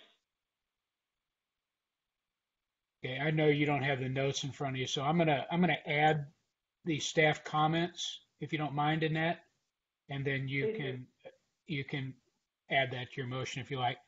The staff comments were that the tenant background color to be Glidden designer gray with Glidden gray mountain borders, and condition 2 is any modifications to the facade approval for the shopping center be incorporated into the signage.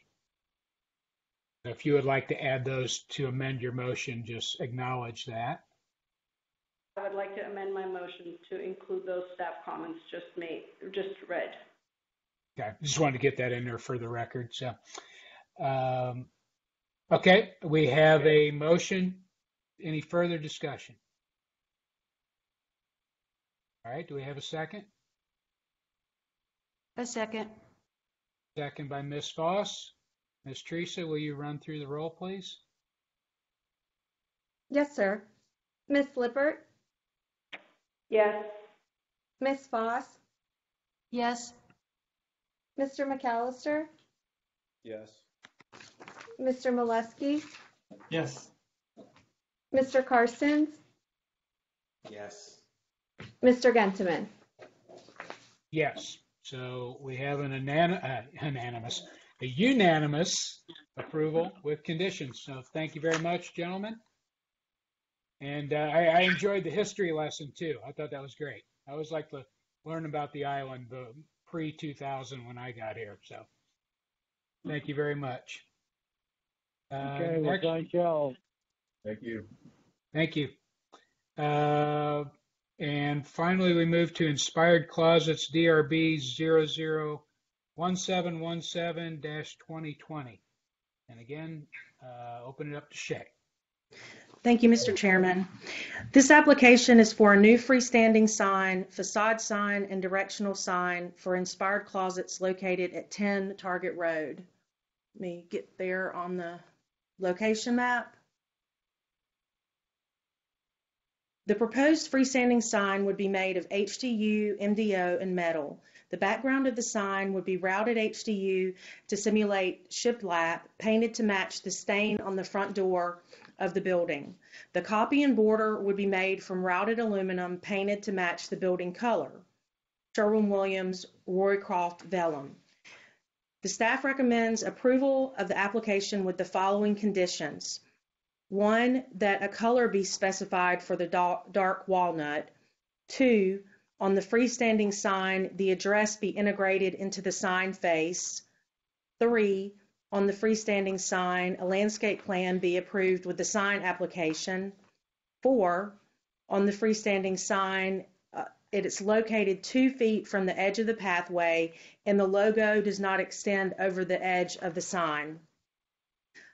5, on the directional sign, the size be reduced to 16 inches by 24 inches and the copy stacked, and it be mounted to a wood post rather than MDO. And 6, wind load calculations be submitted with the sign permit. And now I'll walk through the specifications. So this sign will be located along Target Road. Currently there is an old sign structure there that it would replace.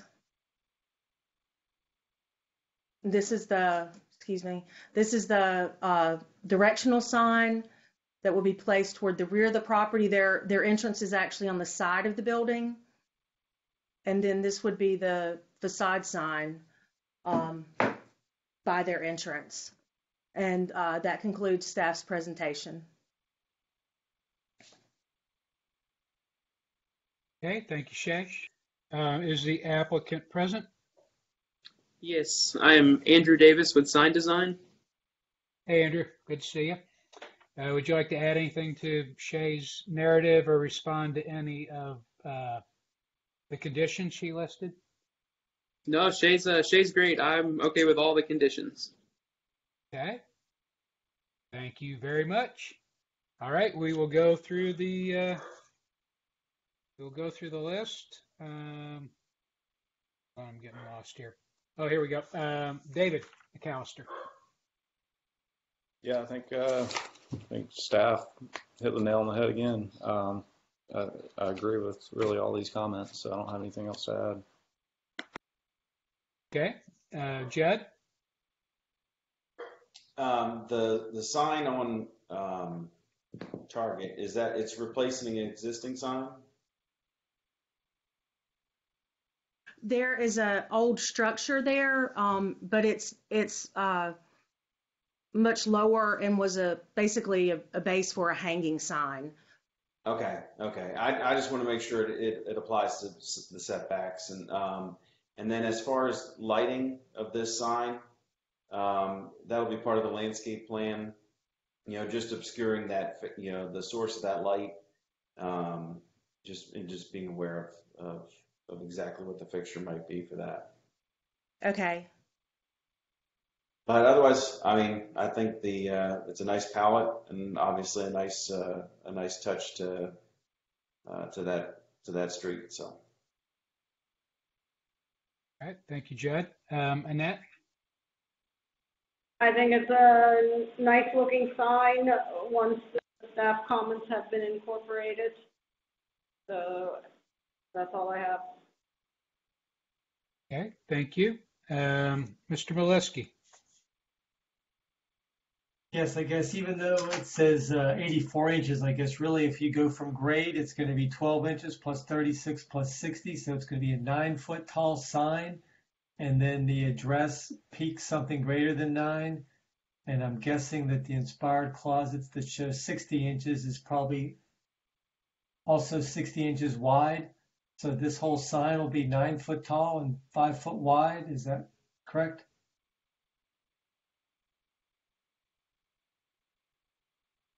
Staff will have to work with the applicant. The sign maximum height is 8 feet.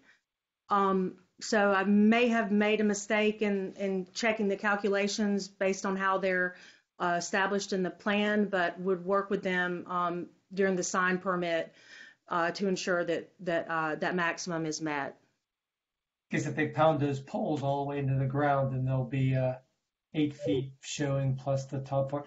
My only question would be, people pulling in and out without me knowing exactly how this is located, is that sign going to obstruct visibility at all? It seems like a pretty big sign, like 9 by 5 or 8 by 5.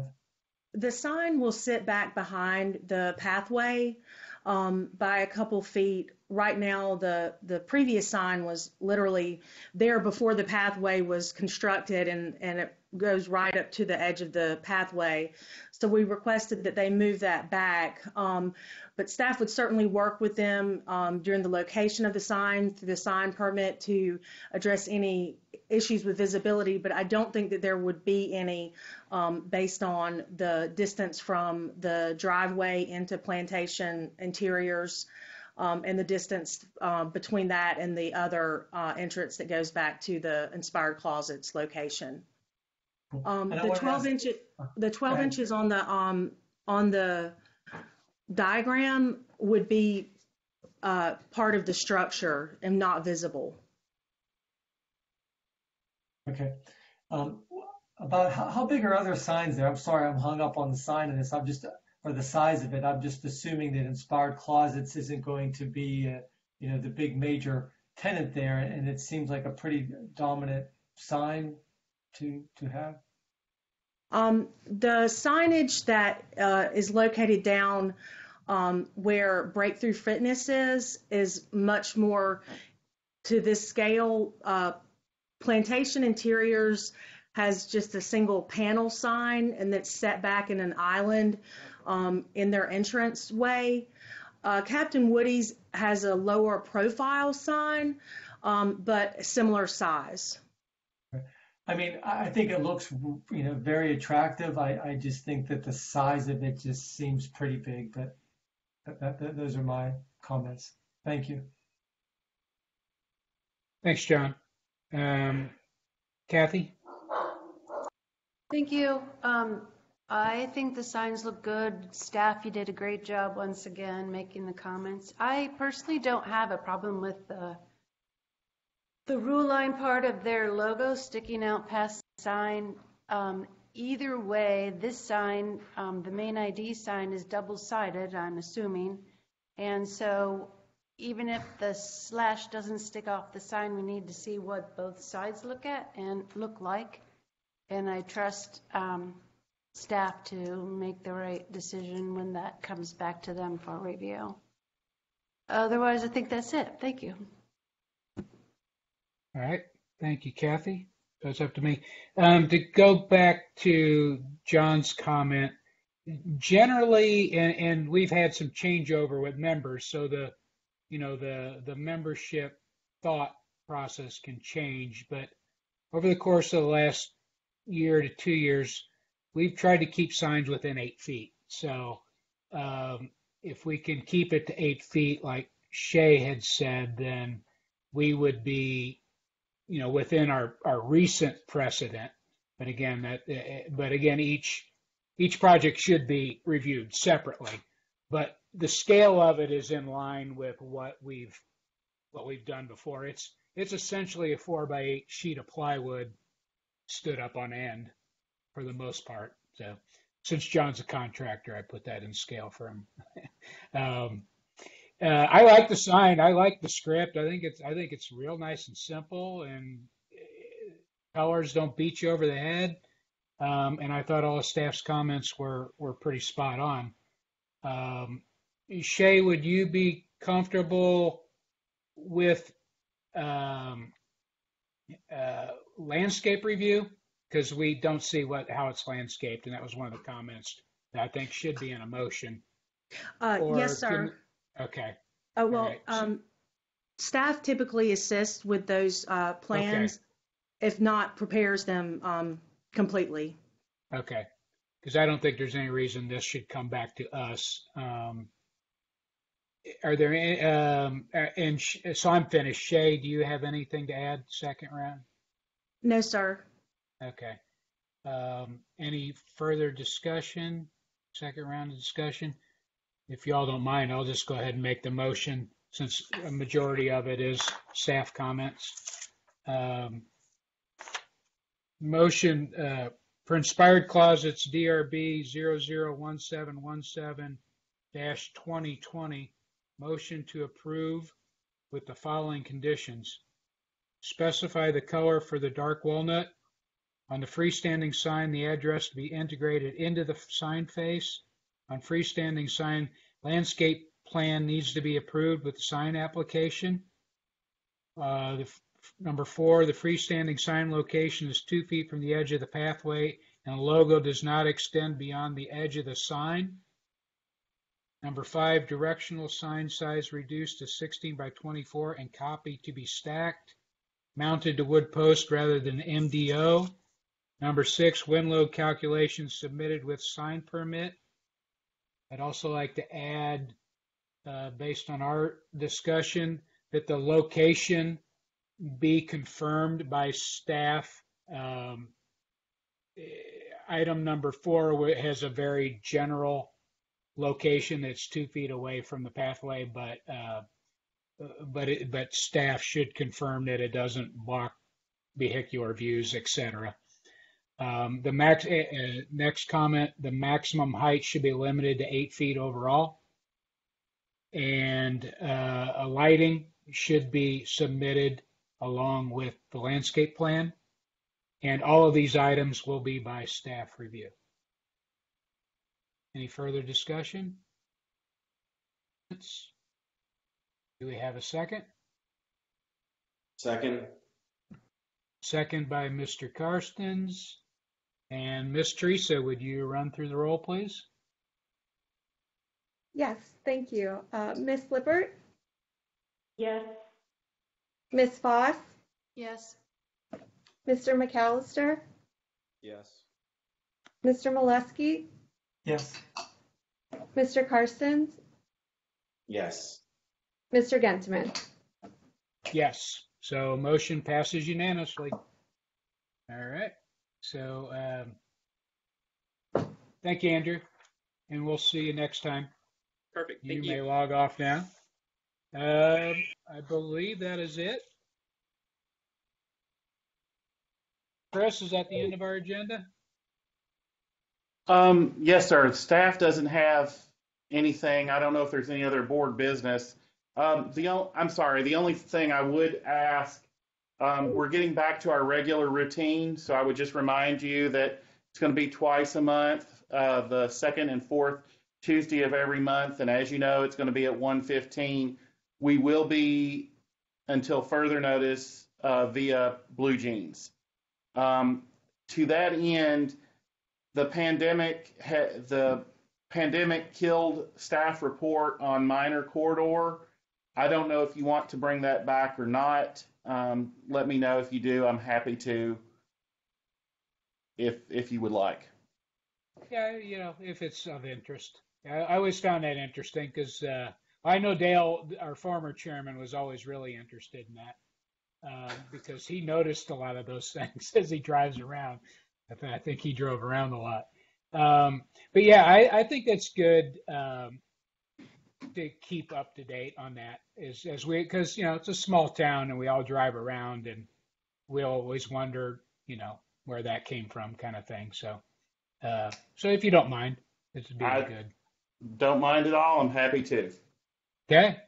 All right. And I don't know, I was thinking about this after the last meeting. I don't know that I officially hit the gavel last time. So I don't know if the tape recorder is still running on the last meeting or not, but if it is, that's a lot of tape. But with no other business before the board, the meeting is adjourned. Thank you, Mr. Chairman. All right. Thanks. See y'all later.